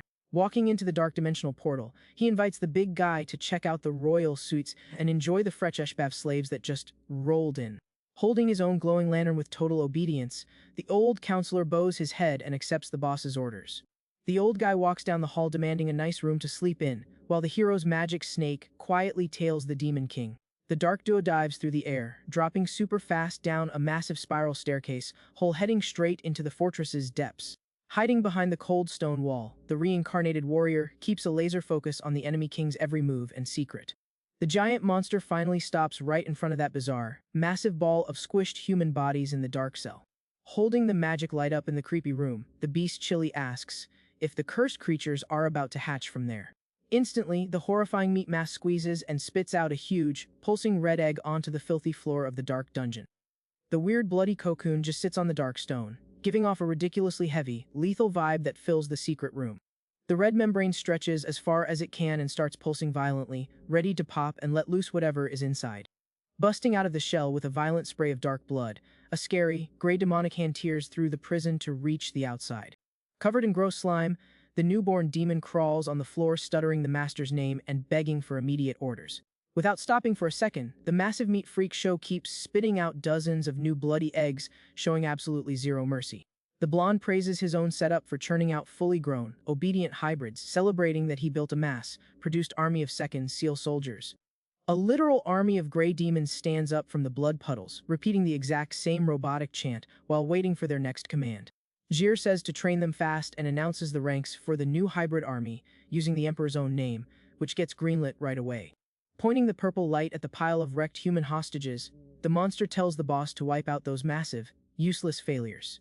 The blonde praises demon brutality, comparing it to a rough stone that needs some artistic sculpting, but the king admits he doesn't get art at all. At his huge, fancy velvet villa, Matthias chills on the sunny balcony with a glass of wine, complaining that his goon has zero romance in him. The estate's beautiful garden comes alive as a group of young women nervously walk down the lit, up-stone path. Super relieved, the orphan girls are thankful for the chance to work for a big lord, totally fine with putting up with some creepy old dude just to get good food. Out of nowhere, the handsome blonde noble shows up and politely greets the girls, leaving them absolutely mesmerized by how good-looking he is. A blue-haired girl blushes hard when the lord takes her hand, shyly asking if he's the great noble who's offering them a place at the villa. The other humans whisper excitedly, hyping up how insanely elegant this old-school nobleman is, thinking he's a million times better than the cruel modern lords. Thrilled by their crazy good luck, they crowd the blonde, thanking him from the bottom of their hearts and begging for the top-made spots in the fancy mansion. Flashing a gorgeous, friendly, and welcoming smile, Matthias calms the girls down, asking them all to squeeze in real close together in one spot. Following the new master's orders, the group of women hug each other, smiling under the morning sun, completely clueless about the brutal end waiting for them. They press their happy faces together, blindly believing they just hit the absolute jackpot and found paradise on Earth. In a creepy blink of an eye, the sweet dream turns into a massive nightmare as a crushing power starts grinding the screaming hostages' meat and bones together. Using pure dark magic, the fake noble violently crushes the humans alive and mashes all their shredded pieces into one gross block right in the garden. The horrifying result is a gigantic, sickening ball of mutilated bodies moaning in pure agony on the grass that just got painted with a ton of blood. Keeping his ruthless pose in the garden, Matthias admires the grotesque mountain of bodies he just whipped up. The villain used the power of his terrifying talent seal to fuse those innocent victims' flesh all at once. Proud of his freaky masterpiece, the boss tells his goons to take good care of the new concubine because he's got a fancy dance to hit up. Hiding in the shadows of the hallway, the reincarnated warrior watches the monsters drag the destroyed victims away. Consumed by total rage at the sight, Glon focuses his magic and fires a heavy healing spell right at the creature. But the magic completely bombs, making it super clear that recovery spells can't fix bodies that have been mashed together like that. The hero bitterly accepts that the enemies messed up. Seal turned all the hostages into one single, unbreakable freak show. Far away, the poor little human girl gets thrown violently onto the stone floor by her supposed dad. Turning his back, Jir coldly orders his goons to quickly check the number stamped on the kid's neck. Trembling with fear, the kid hears the guard warn her she can never, ever show that number, especially not to Boss Matthias. The little girl nods fast while Glon eavesdrops on the whole chat from the shadows, looking pretty confused. The knight figures that the whole corpse fusion thing isn't the only special seal out there, totally surprised by the drop of intel. In the middle of the room, the giant demon king stares at the purple flower crown in a really quiet, mysterious way. The monster's mind flashes back to when the hostage smiled, called him dad, and admitted she didn't even want to be free. Shocking absolutely nobody, the beast drops the simple crown right on his own head in the dark hall. Annoyed by the delay, Jir tells the girl to quit fooling around and clean up the blood mess on the floor. Hearing the order, the tiny human clenches her fist super tight, trying her hardest to hold something back. Suddenly, a colossal, violent explosion of pure dark energy bursts right out of the hostage's tiny body in the hall. With blood dripping from her mouth, the girl's eyes glaze over and start glowing crazy bright in a creepy trance. Hiding in the dark, the MC keeps his eyes locked, trying to figure out what kind of bizarre nightmare is happening. The terrifying authority of the sea of blood and corpses finally wakes up, kicking off a deadly, super scary phase. Thick black tentacles brutally rip through the kid's back, completely hijacking her fragile little body. The energy blows up fast, morphing into a gigantic, gross demonic silhouette rocking one massive red eye. The reincarnated hero instantly gets it that weird power is actually a dark parasite treating her like a host. The freaky creature feeds on pure carnage, growing until it bursts out of the cocoon to finally spawn into the world.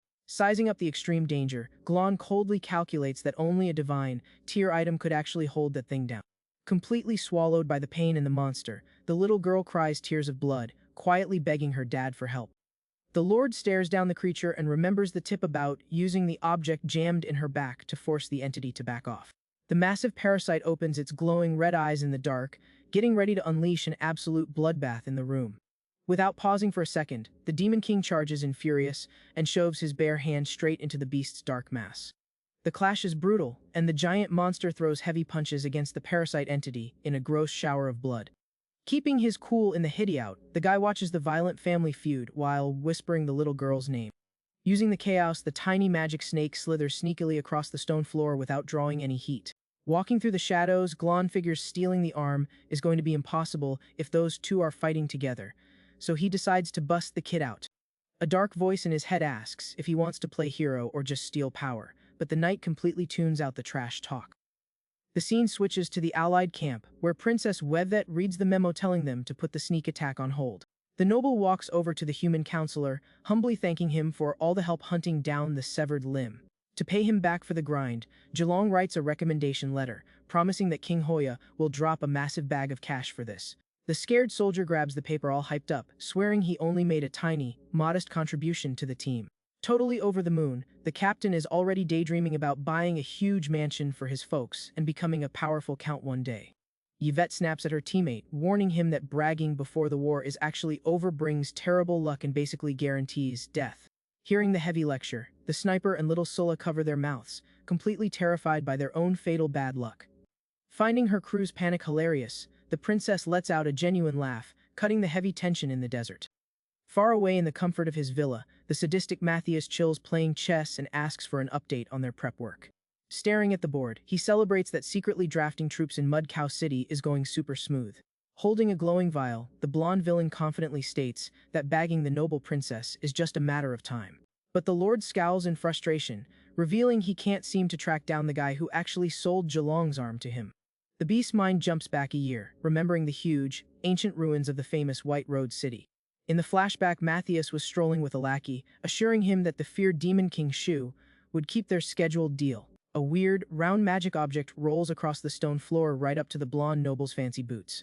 Walking up to the throne in the ruins super chill, the villain politely asks the king to pass the ball over.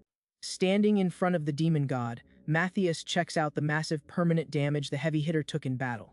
Straight to the point, he offers to use his seal power to heal the king's brutal, lasting injuries. Showing off the weird sphere in his hands, the lord reveals that this little gift is actually Zhelong's highly valuable arm. Hurt but still looking like a boss, Shu rejects the offer instantly, saying he refuses to mess with that garbage, just out of a petty grudge. The blonde villain casually accepts the no, offering to help him hunt for some decent limbs later in exchange for future favors. Back in the present, the fake noble moves a chess piece, ironically thanking the human king's mercy for keeping his bloodline alive. The dark memory shows the old monarch demanding an end to the killing, handing out noble titles just to dodge an all-out war. Crushing the chess piece with a look of pure insanity, Matthias swears that from now on, he makes the rules for the game and the war. Deep in the fortress, the little human girl is drawing on the wall when she suddenly notices the hero's shadow rolling up. Pumped about the late-night visit, the girl smiles super sweet and celebrates her cool new shadow friend dropping by. The reincarnated warrior steps out of the dark without making a peep so he doesn't trip any alarms in the enemy base.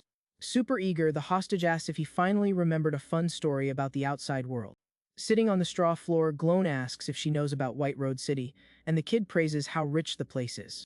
Rocking a super chill look packed with heavy nostalgia, the MC locks eyes with his tiny audience. He decides to drop the lore of an old acquaintance, revealing that it all kicked off exactly 33 years ago. The guy's mind takes a trip to a massive circular city getting absolutely hammered by a brutal storm. The knight mentions that the sad little boy's very first real memory was always a heavy, never-ending wall of rain. Dark, totally flooded streets set the depressing mood for the rough life the locals were grinding through over there. Through a tiny, fogged-up window, the memory shows that this lonely, quiet kid was born on a rainy fall afternoon. Inside the filthy shack, the dad held his newborn son while battling some seriously nasty coughing fits. Completely broke, the poor mom washed clothes in the freezing cold every single day until her hands turned purple from the pain. Even with all that misery, the little kid would always lean against the window, flashing a totally genuine and innocent smile. But the dad's sickness just kept getting worse, leaving the guy coughing up blood in the corners of the house all the time. To make it worse, the mean neighbors talk trash in the rain, calling the kid useless for not working and treating him like a burden. The sick dad coughs hard and stands up for his son, promising the neighbors the kid isn't mute, he just takes a little longer to learn how to talk. With that, the locals wander off in the rain, complaining about the brutal tax hikes meant to beef up the border against the Ainea Kingdom rebellion. Watching the street from his door, the sick man wonders if they'll even survive this rough year, but decides to just take it one day at a time. Despite the massive struggle, he smiles warmly and gives his little boy a head pat while the mom watches the sweet moment. Handing a few coins to his son, the man asks him to go grab their usual cheap bread, and the kid nods right away. Splashing through the flooded streets, the boy hears the crowd gossiping that the rebellion already has thousands of folks backing it, all led by a random cook. Running through a dark alley in the pouring rain, the kid spots the young noble Matthias just standing there alone in the wet mess. The little MC stops dead in his tracks, staring at the rich here who's checking him out with a totally unreadable, quiet look. Seeing the noble stuck in the rain, the kid reaches out and innocently offers one of the loaves he just bought to try and help the stranger out. Confused by the move, the rich kid gets annoyed in his head, wondering what this weird punk wants by offering free food out of nowhere. Not catching the hesitation, the little boy holds his ground, offering the bag of bread with a super friendly smile on his face. After a few seconds of awkward silence, Matthias finally caves and takes a piece of the humble food from the peasant's hand. He checks out the cheap bread looking super curious, since he's never had to eat something so basic and tough in his entire spoiled life.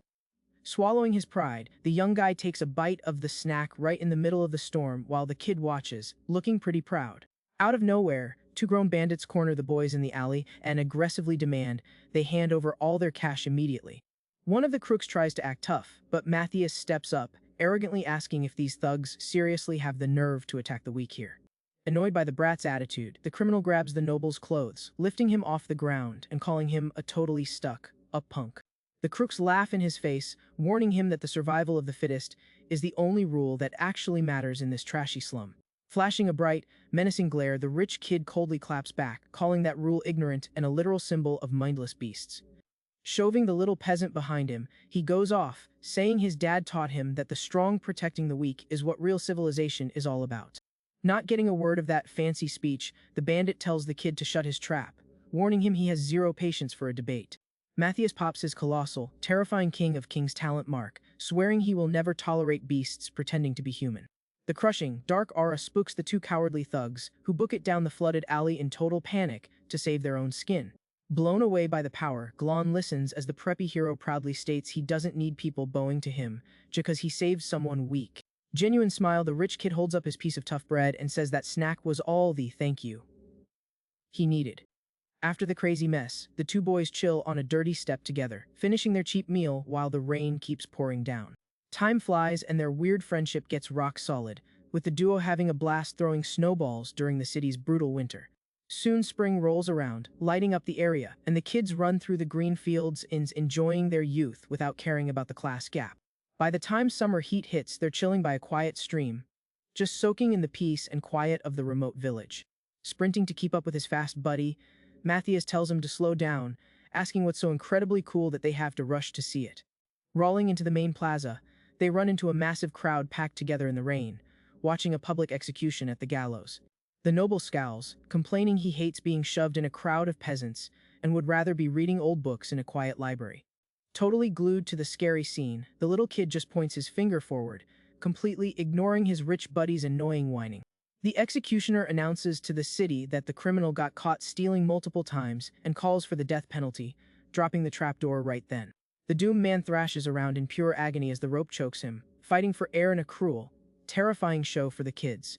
Spooked by the brutality, the young rich kid swears he's never coming back here and scolds his friend, telling him to stop hanging with the wrong crowd. He vents about how messed up and cruel the current laws are, firmly promising he'll do whatever it takes to fix the system when he's in charge. Trying to change the subject and clear the heavy vibe, Matthias holds up a nice woven cloth ball he brought for them to play with.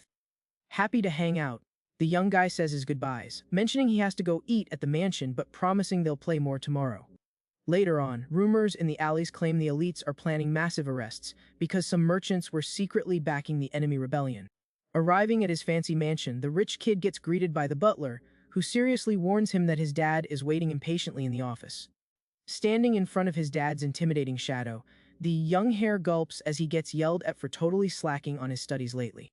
The Chief Justice glares hard and demands his son stop wasting time goofing off with useless friends on the city streets. As a hardcore punishment, the man grounds the kid, banning him from leaving the house until he memorizes the entire third volume of the kingdom's laws in a week. Shutting down any chance to argue, the patriarch orders his lackey to prep the carriage right away for a council meeting. The next day, Glon runs happily through the rain tossing his little cloth ball, super excited to go play with his buddy again. Out of nowhere, armed guards come sprinting in brutally, shoving the kid into the dirt and calling him a filthy peasant to clear the way. Face down in the dirty puddle, the boy watches his favorite ball roll away, completely lost as to why there's suddenly so much violence in the street. Desperate, a worker begs the soldiers, swearing he has nothing to do with the rebel alliance, but the military guy says the justice system will sort it out. The boy goes into total panic when he sees his own sick parents getting dragged away mercilessly by armored guards right in the middle of the storm. The soldiers aggressively march the prisoners forward, totally ignoring the crying and sheer desperation of the innocent families getting locked up. At the fancy council, the nobles demand swift punishment, claiming that betraying the crown to help rebels is the absolute worst crime in the nation. Matthias's dad carefully argues that over 100 people got arrested and asks for some time to think, feeling it's way too cruel to just execute everyone. The massive round table falls into a tense silence, as the rich aristocrats weigh the heavy political fallout of that massive call. Feeling the heat of the crisis, the patriarch sadly admits the kingdom can't risk letting the rebel spark blow up the whole population. Sold on the threat, the leader concludes that the rebellion would completely shatter the order, dragging thousands of citizens into an absolute bloodbath. Swallowing his own dark burden, he makes the terrible final call, truly believing they have to pick the lesser evil just to keep the peace. The cruel sentence goes down in the pouring rain, with Glon's parents agonizing as the ropes violently crush their necks. Pinned down by the guards, the little MC screams his lungs out, crying as he watches his own family get unfairly hanged right in the plaza. The soldiers grip the kid even tighter to stop him from starting a riot, while another tells his buddy not to get so worked up.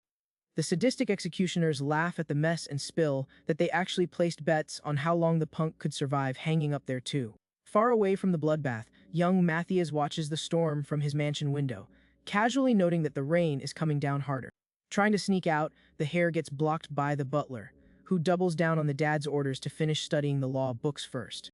The young guy pushes back, wanting to take a walk, admitting he has a really terrible gut feeling that something tragic is going down on this gloomy day. With his face hidden by a creepy shadow, the butler bans him from leaving and lies straight to his face, promising nothing is happening outside. Beaten by the rules, the kid stares at the storm from the door and sighs, accepting that late fall is always super rainy in the city. The brutal reality shows dozens of bodies swinging from the ropes in a dark, dead silent scene under the massive storm. In the middle of that torture, Glon is somehow surviving hanging by his thick wrists, gritting his teeth and fighting the insane pain of the cowardly punishment. The kid's brain starts glitching out, and he hears his parents' voices in the rain telling him to give up and stop stressing over them. Tears mix with the rain on the little guy's bruised face as he tanks unbearable pain and absolutely soul-crushing psychological terror. The dark ghost whispers keep pushing him to just let go of the weight and finally rest in peace to end this totally pointless suffering. Stretching his muscles to the absolute limit, the MC twists and turns on the wooden frame, surrounded by the cold bodies of his own family. The heavy stumps of a guard's boots cut through the storm, walking right up to the kid, who is officially at his physical and mental breaking point. Bored of their sick game, the executioners cut the ropes, and the exhausted kid plummets to his knees, burying his hands in the dark mud puddle. Coughing and shivering from the cold, the little hero looks up, completely traumatized and dead inside, scarred for life by that massive tragedy. Face down in the mud under the storm, little Glon stares at his parents' lifeless bodies swinging from the ropes. A guard quickly walks up to the totally gassed kid and calls him a useless piece of trash with absolute disgust. The soldier complains that, if the kid had just held on for another 10 minutes, he would have won the bet and scored some booze money. Turning his back to leave, the man orders the brat to get lost immediately. But the kid lunges in a desperate reflex and grabs the military guy's leg with everything he's got. Annoyed by the nerve, the guard demands the smelly mute let go of his boot right now. But the kid totally ignores him and keeps holding on tight while the guy screams at him to back off. Showing zero pity, the executioner delivers a brutal kick straight to the boy's face, hoping he just drops dead. Nearby, the other soldiers watch the whole mess go down in the pouring rain. Thinking the peasants' guts are completely out of line, the squad of military guys charges in cursing, grabbing their heavy weapons. A cowardly combo of hits rains down on the downed kid, who gets absolutely pummeled without a single chance to block.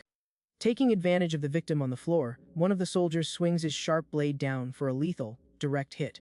In an act of pure survival and rage, Glon bites down on the enemy's weapon, shattering his own teeth on the steel. The sudden shock spooks the attacker, who yanks his tool back violently. The rough pull sends the little MC flying right back into the dark mud puddle. Completely covered in blood, the boy shoots a fierce, unbreakable glare right at his attackers. Right then, the soldiers draw their bows, ready to finish off their cowardly work. The kid grinds his broken teeth, pulling together every last drop of energy left in his wrecked body. Without a second thought, he turns around and sprints for his life in a crazy, desperate getaway. A sharp arrow pierces the kid's shoulder, but he completely ignores the pain and keeps his wild escape going.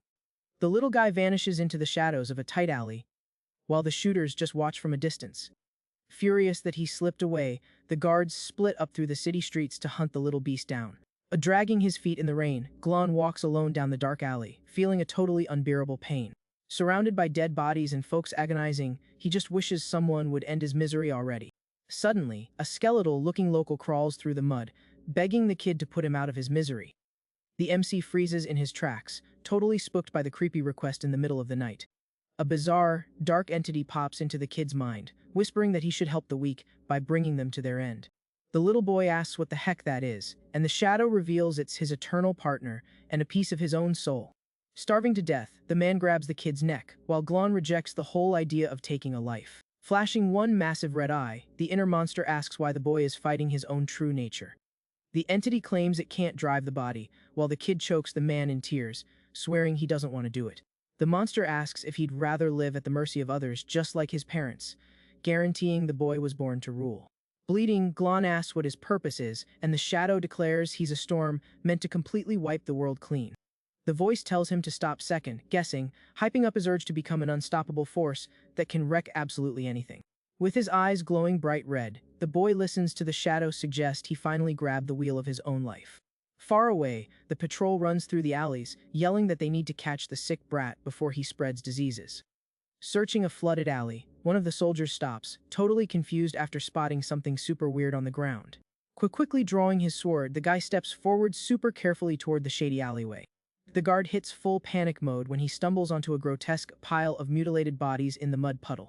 Shaking with pure terror, the military man turns his head and catches the kid's tiny dark silhouette standing right behind him. Giving him zero time to react, the little MC lunges, pulling off a brutal, silent strike on the soldier. Drenched in enemy blood, the young assassin takes a deep breath, showing off a terrifyingly cold look in his eyes. A monstrous, pitch-black aura bursts from the boy's body as he totally devours his prey's life force. The scene shifts to the city streets, where a massive, desperate crowd blocks the path of a fancy carriage.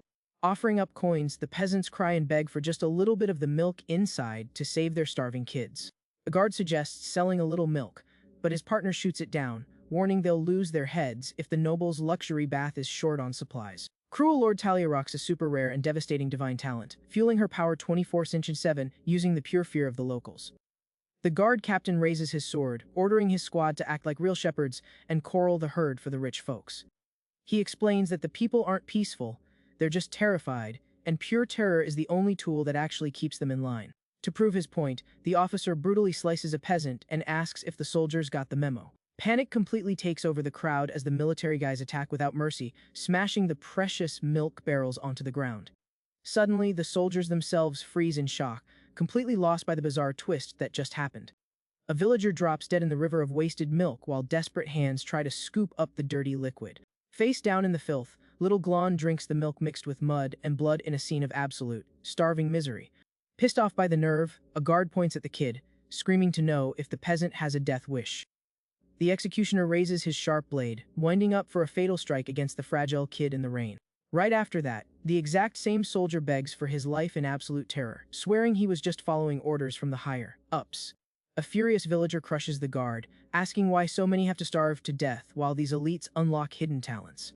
Bathed in a powerful aura, the man rebels against the noble's perks, hyping the crowd up to fight back since they literally have nothing left to lose. With the population's rage hitting the absolute breaking point, the massive, bloody rebellion of White Road City finally pops off. Up on the walls, the officers watch the weird commotion, wondering why the lazy peasants are acting so hyped. Guarded by a soldier, Lord Talia listens to the report saying a tiny riot and some beast are causing a mess in the city. Sighing from total boredom, the woman complains she just got her nails done, but quickly orders the troops to squash the riot. An all-out brawl takes over the streets, with the rebels absolutely pummeling the military out of pure rage and spite. The noble finally rolls up to the battlefield, greeted by relieved soldiers who were just waiting for her to show up and flip the game. Reaching her hand out like a total sadist, Talia orders the execution of every single peasant with zero mercy. The rebels scream in absolute panic as a terrifying, glowing magic starts burning them alive from the inside out. A monstrous web of flames wipes out the crowd in a flash, turning the people's hope into literal smoking ashes. The bloodbath spreads across the courtyards of the grand palaces, leaving a trail of red and wreckage under the heavy rain. Inside the fancy mansion, young Matthias's dad shoves the kid into his room, demanding he hide in there and not come out. Banging on the locked door, the hare panics, begging his dad to let him out so he can help with the crazy situation. Getting no answer, the guy runs over to the huge window to try and figure out what the heck is going down outside. Remembering the climbing tricks his mute buddy taught him, he focuses up and decides to escape by scaling the stone tower wall. But the rain makes the surface insanely slippery, and the young noble ends up taking a massive, violent fall onto the wet roof. Sprawled on the freezing tiles, Matthias looks up and goes into total shock at the terrifying scene he just walked in on. Stuck on the wet ground, young Matthias stares at a horrific scene as his buddy ends the patriarch's life. In total shock and completely unable to believe it, he screams his dad's name in pure panic. Even while agonizing, the man begs his heir to run away fast while the killer kid radiates pure evil. Gripped by absolute terror, the young noble turns his back and bolts as fast as his legs can carry him. Little Glon immediately kicks off a relentless chase, gripping his bloody blade with pure killer focus. A heavy lightning bolt tears through the night sky, lighting up the huge mansion that's now the stage for a total bloodbath. With a brutal leap, the kid charges in with his demonic shadow, totally ready to shred his old friend. With nowhere left to run, the rich hair freezes, feeling like his game is officially over. But the little assassin locks up mid-swing, fighting a crazy violent war against his own instincts. Snapping back to reality for a second, Glon hesitates just enough to show he really doesn't want to do this. Taking that one and only opening, Matthias throws himself right through the glass window to dodge the lethal strike. The guy plummets through the air surrounded by shattered glass, managing to escape the blood-soaked mansion. Standing alone in the storm, the hero realizes way too late that the massacre is over and nobody actually won this tragedy. A massive wave of pain hits the MC, and he lets out a silent scream of absolute agony and despair. Drenched in the freezing rain, he just stands there totally broken, swallowed up by the heavy guilt of his own actions. Back in the dark cell, the little human girl feels bad about the story, wondering why everybody had to get a sad ending. She guesses the parasite hacked his brain, comparing it to the king who also loses control of his actions. The hero disagrees, saying that even though he didn't want that outcome, every single move was his own choice. An old scroll breaks down the bloody history of how the ancient White Road city got wiped off the map during the war. The little girl taps her forehead, thinking real hard about what else she actually wants to do from here on out. Sitting on the straw, she mentions a rebel squad from the north is causing a ton of headaches for King Jir. All hyped up, she decides to go spook the bandits to cheer her dad up, and the knight totally agrees it's an awesome idea. The kid runs off happy, saying her goodbyes, while he advises her to make her own calls without telling anyone. Alone in the dark, the reincarnated warrior stares into the void, thinking deep about everything they just talked about. The parasite pops up mocking the guy's face, calling him a total failure for dragging the new generation right into danger. Ignoring the trash talk, the MC tells the beast to say whatever it wants and calls it a straight-up coward running from reality. His mind shifts back to what the girl did a few seconds ago, thinking about her newly discovered big dream. He replays her talking about that northern rebel crew that was seriously getting on the giant lord's nerves. The guy finally pieces together the kid's innocent plan to head out there all by herself just to scare the deserters away. Confirming his hunch, he remembers the girl agreeing all hyped up and realizes just how massive the risk she's taking really is. Earlier, Jir asked why the kid wanted to go out, but thought it was dumb when she said she wanted to become a better person. Looking a bit awkward, she admits she's not totally sure. The monster pats her head and gives her a pass, telling her to keep it low key. She runs off hyped while the Lord figures it's safer to keep her far away from Boss Matthias' dangerous goons. Now in the present, the knight looks at the city ruins and thinks little Zinna is gonna have a rough time. But it's for her own good. The guy pulls the red scroll from his gear, getting ready to give his allies the big green light to attack. Far away, the frog messenger tells the hidden squad that it's finally time to gear up for action. Feya and Princess Yvette nod, noting that the patrol route leaves a perfect opening for a totally stealthy break-in. Little Sola proudly shows off Zhelong's old sword, swearing she gave the blade a top-tier tune. Up, when Yvette passes the orders for the grunts to keep eyes on the north and flag them immediately if the red-haired girl comes back. Walking through the city, Zhelong calculates they need to drop Jir fast without giving him a single opening to counter. Roaming the streets in disguise, the MC suddenly hears an aggressive voice ordering him to freeze right there.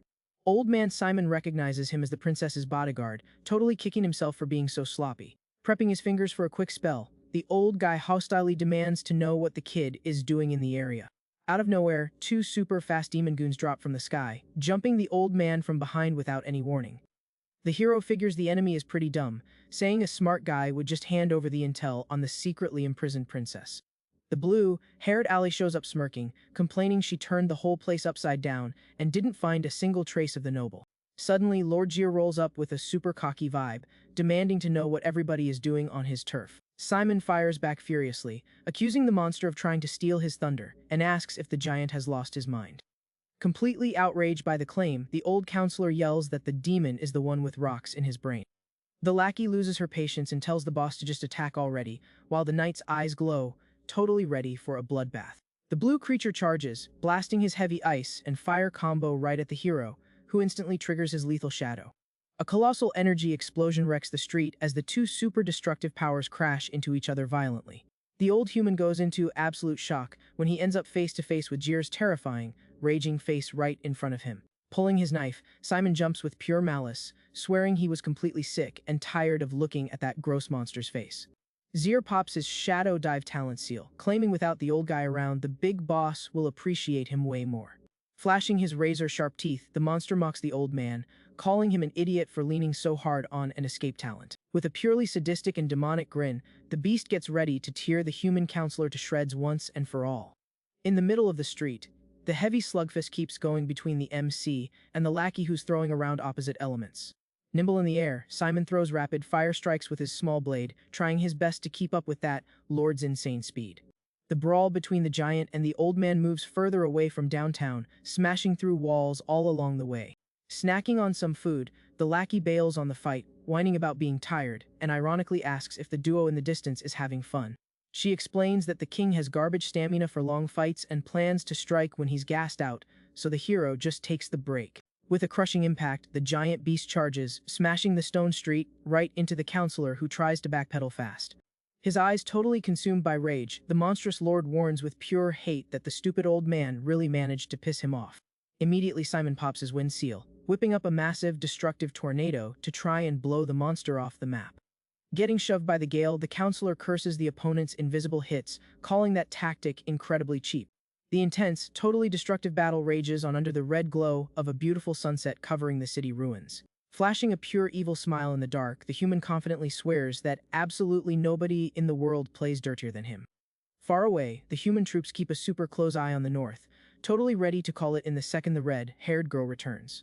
On the roof, Zilong hopes the old man forces the king to burn his secret tricks, since the shadow tactic keeps him way too safe. Diving into the dark, Simon morphs into a black stain on the floor, waiting patiently for the absolute best opening to strike. Using his secret manipulation authority, the old guy slithers across the dirt and celebrates catching the big guy's shadow. Feeling cocky, he points out that the Lord's wind blasts need physical movement, and his control magic just totally shut that down. Forcing the beast to raise his arms, Simon cruelly orders the monster to use his own claws to rip his own head off. But Jir suddenly blasts a repelling wind, leaving the human stunned to find out the monster had more than one trick up his sleeve. Zir charges up his own fist with a super intense wind magic.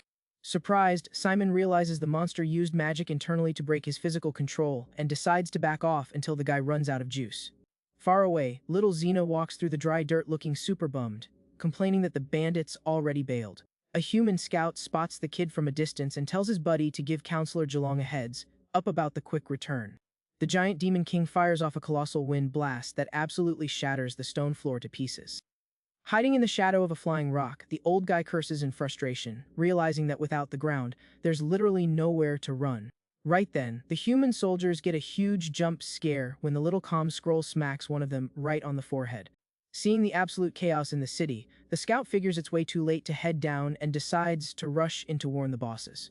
With a sadistic smirk, Jir mocks the guy, asking if his old enemy wasn't supposed to be the top dog. The massive monster's silhouette stands out against the sunset, looming over the trapped counselor on the floating rock. Trying to save his own skin, Simon begs him to chill, reminding him they both work for the boss and keeping the peace is key. The giant lord just looks away, completely trashing the human by calling him garbage with zero respect. He announces that the time has finally come to settle the score with the cowards hiding around the area. At that exact moment, the MC's eye glows bright green, signaling that it's officially go time. The reincarnated warrior throws his arm up, unleashing a violent, totally destructive wave of purple thunder. Gloan and the lackey fire off their lethal spells in an incredibly sensed, simultaneous strike. Standing in the middle of the rubble, the Demon King notices the attacks closing in from absolutely every angle. Jumping on the opening, Faya drops from the sky in her giant form, delivering a crushing green smash. The monster snaps his head up fast, locking into a defensive stance against the colossal threat dropping on him. The MC rains down lightning from above while the mage blitzes in super fast from the side. Tanking the triple threat with total ease, Jir actually finds their coordinated teamwork pretty entertaining.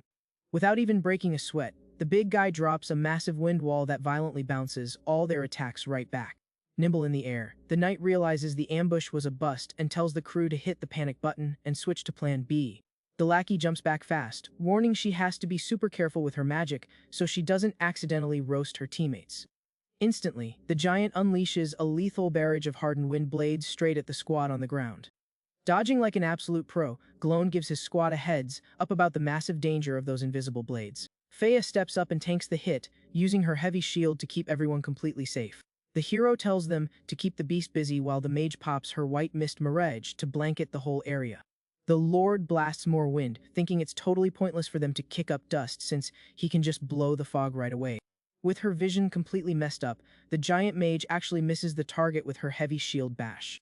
Simon's partner pushes the air with her magic, warning everyone that the monster is yanking the blades right back. The sneaky attack boomerangs back at ridiculous speed, slamming right into the giant leader's armored back. Touching down on the ground, the hero realizes the beast kicked up those petals on purpose just to camouflage his real strikes. Hanging back from the center, Princess Vet catches her breath after surviving that crazy intense magic shootout. Relentless as ever, Zir fires off a massive, piercing hurricane that violently crashes against their golden defense. The Big King roars at his troops, ordering the assault squad to wipe out the intruders without a single drop of mercy. A gigantic horde of gray demons charges in furiously, stomping all over the trashed city rubble. The beast announces he's going to use the troops as a meat shield to buy time to track down the dragon, ordering the guards to hold the line. The noble grips her red sword, warning them that human wave tactics are a total joke against her skill set. Unleashing every last drop of her power, Yvette summons the colossal, absolutely devastating sea of blood. The massive scarlet wave rushes forward furiously, swallowing the entire enemy army in a totally brutal, messy sweep. Ticked off by the fail, the Lord decides to just wrap things up by taking out the weak links since the winged creature isn't showing up. Out of nowhere, the reincarnated warrior pops out of the shadows, smoothly asking if that's really true. The knight pushes forward relentlessly, firing up the first form of his highly lethal thunder technique. Totally in shock, the giant demands to know where the kid came from, but the MC just claps back that guy's about to check out don't need to know. The Demon King breaks into a cold sweat, realizing instantly that things just got insanely dangerous. The ally mixes her black flames and ice, asking not to be left out of this massive, lethal party. The heavy-duty combo magic tears through the sky in a destructive spiral, locked dead onto the giant monster. Not backing down an inch, the beast preps his fluid water technique to completely smash through the enemy's defense. The MC collides with the target in a ridiculous clash, throwing thunder right against the opponent's blue power. The colossal energy from the impact sweeps through the ruins, turning the surrounding rocks into straight dust with a massive shockwave. Landing a little ways off, the lackey asks if the hero finally managed to put the Demon King to sleep. The knight says he didn't feel the cut connect, guessing the monster burned a ton of magic whipping up a protective shell. Through the dust, Jir pops back up panting hard and with his gear shredded, but he's somehow still standing. Summoning his Dark Viper, Glon promises that beating the beast to a pulp is going to be a walk in the park now that its magic is totally drained. Suddenly, Old Man Simon slides out of the shadows on the floor, gripping a massive golden spike in his hands. The human counselor leaps with pure malice and jams the heavy weapon straight into the big guy's leg. Grabbing the perfect opening, the lackey blitzes through the air, completely ready to drop her absolute best strike. Matching the relentless pace, the reincarnated hero also dives right into the brutal offensive.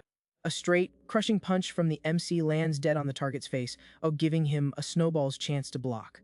The insanely violent impact sends the beast flying backward, while taking a seriously heavy non-stop physical beatdown. Keeping the massacre rolling, Glon drives a merciless knee charge with pure dark electricity right into him. The duo moves in total sync mid-air, absolutely pummeling the Lord from every angle and giving him zero room to breathe. The enemy army finally crashes the party, yelling that the whole squad is here to back up their great leader. The mob of gray monsters charges in furious, but the princess tells the crew to leave that zone completely to her. Grips her massive sword, overflowing with a super intense and scary green magic aura.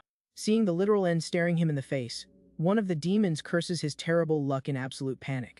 Thinking they caught a win, a monster mocks the giant for missing her hit, but ends up getting brutally flattened in the chaos anyway. A colossal slash of light rips through the entire city, vaporizing the enemy line in a single blink. Right in the center of the brawl, the Big King keeps getting mercilessly crushed by the hero's magic. Agonizing but still on his feet, the Lord pools every last drop of his remaining power, letting out a super intense, crushing dark aura. He flashes a sadistic smirk, claiming he was just waiting for the perfect moment when their defenses dropped. In a completely suicidal flex, Jir blows up his own body into a totally devastating storm of magic spikes, flying everywhere. The knight's eye goes wide in pure shock, yelling for the whole squad to brace themselves against the piercing attack ASAP. Out of nowhere, Miravech pops up blocking the spikes, mockingly asking if they seriously thought he was all out of juice.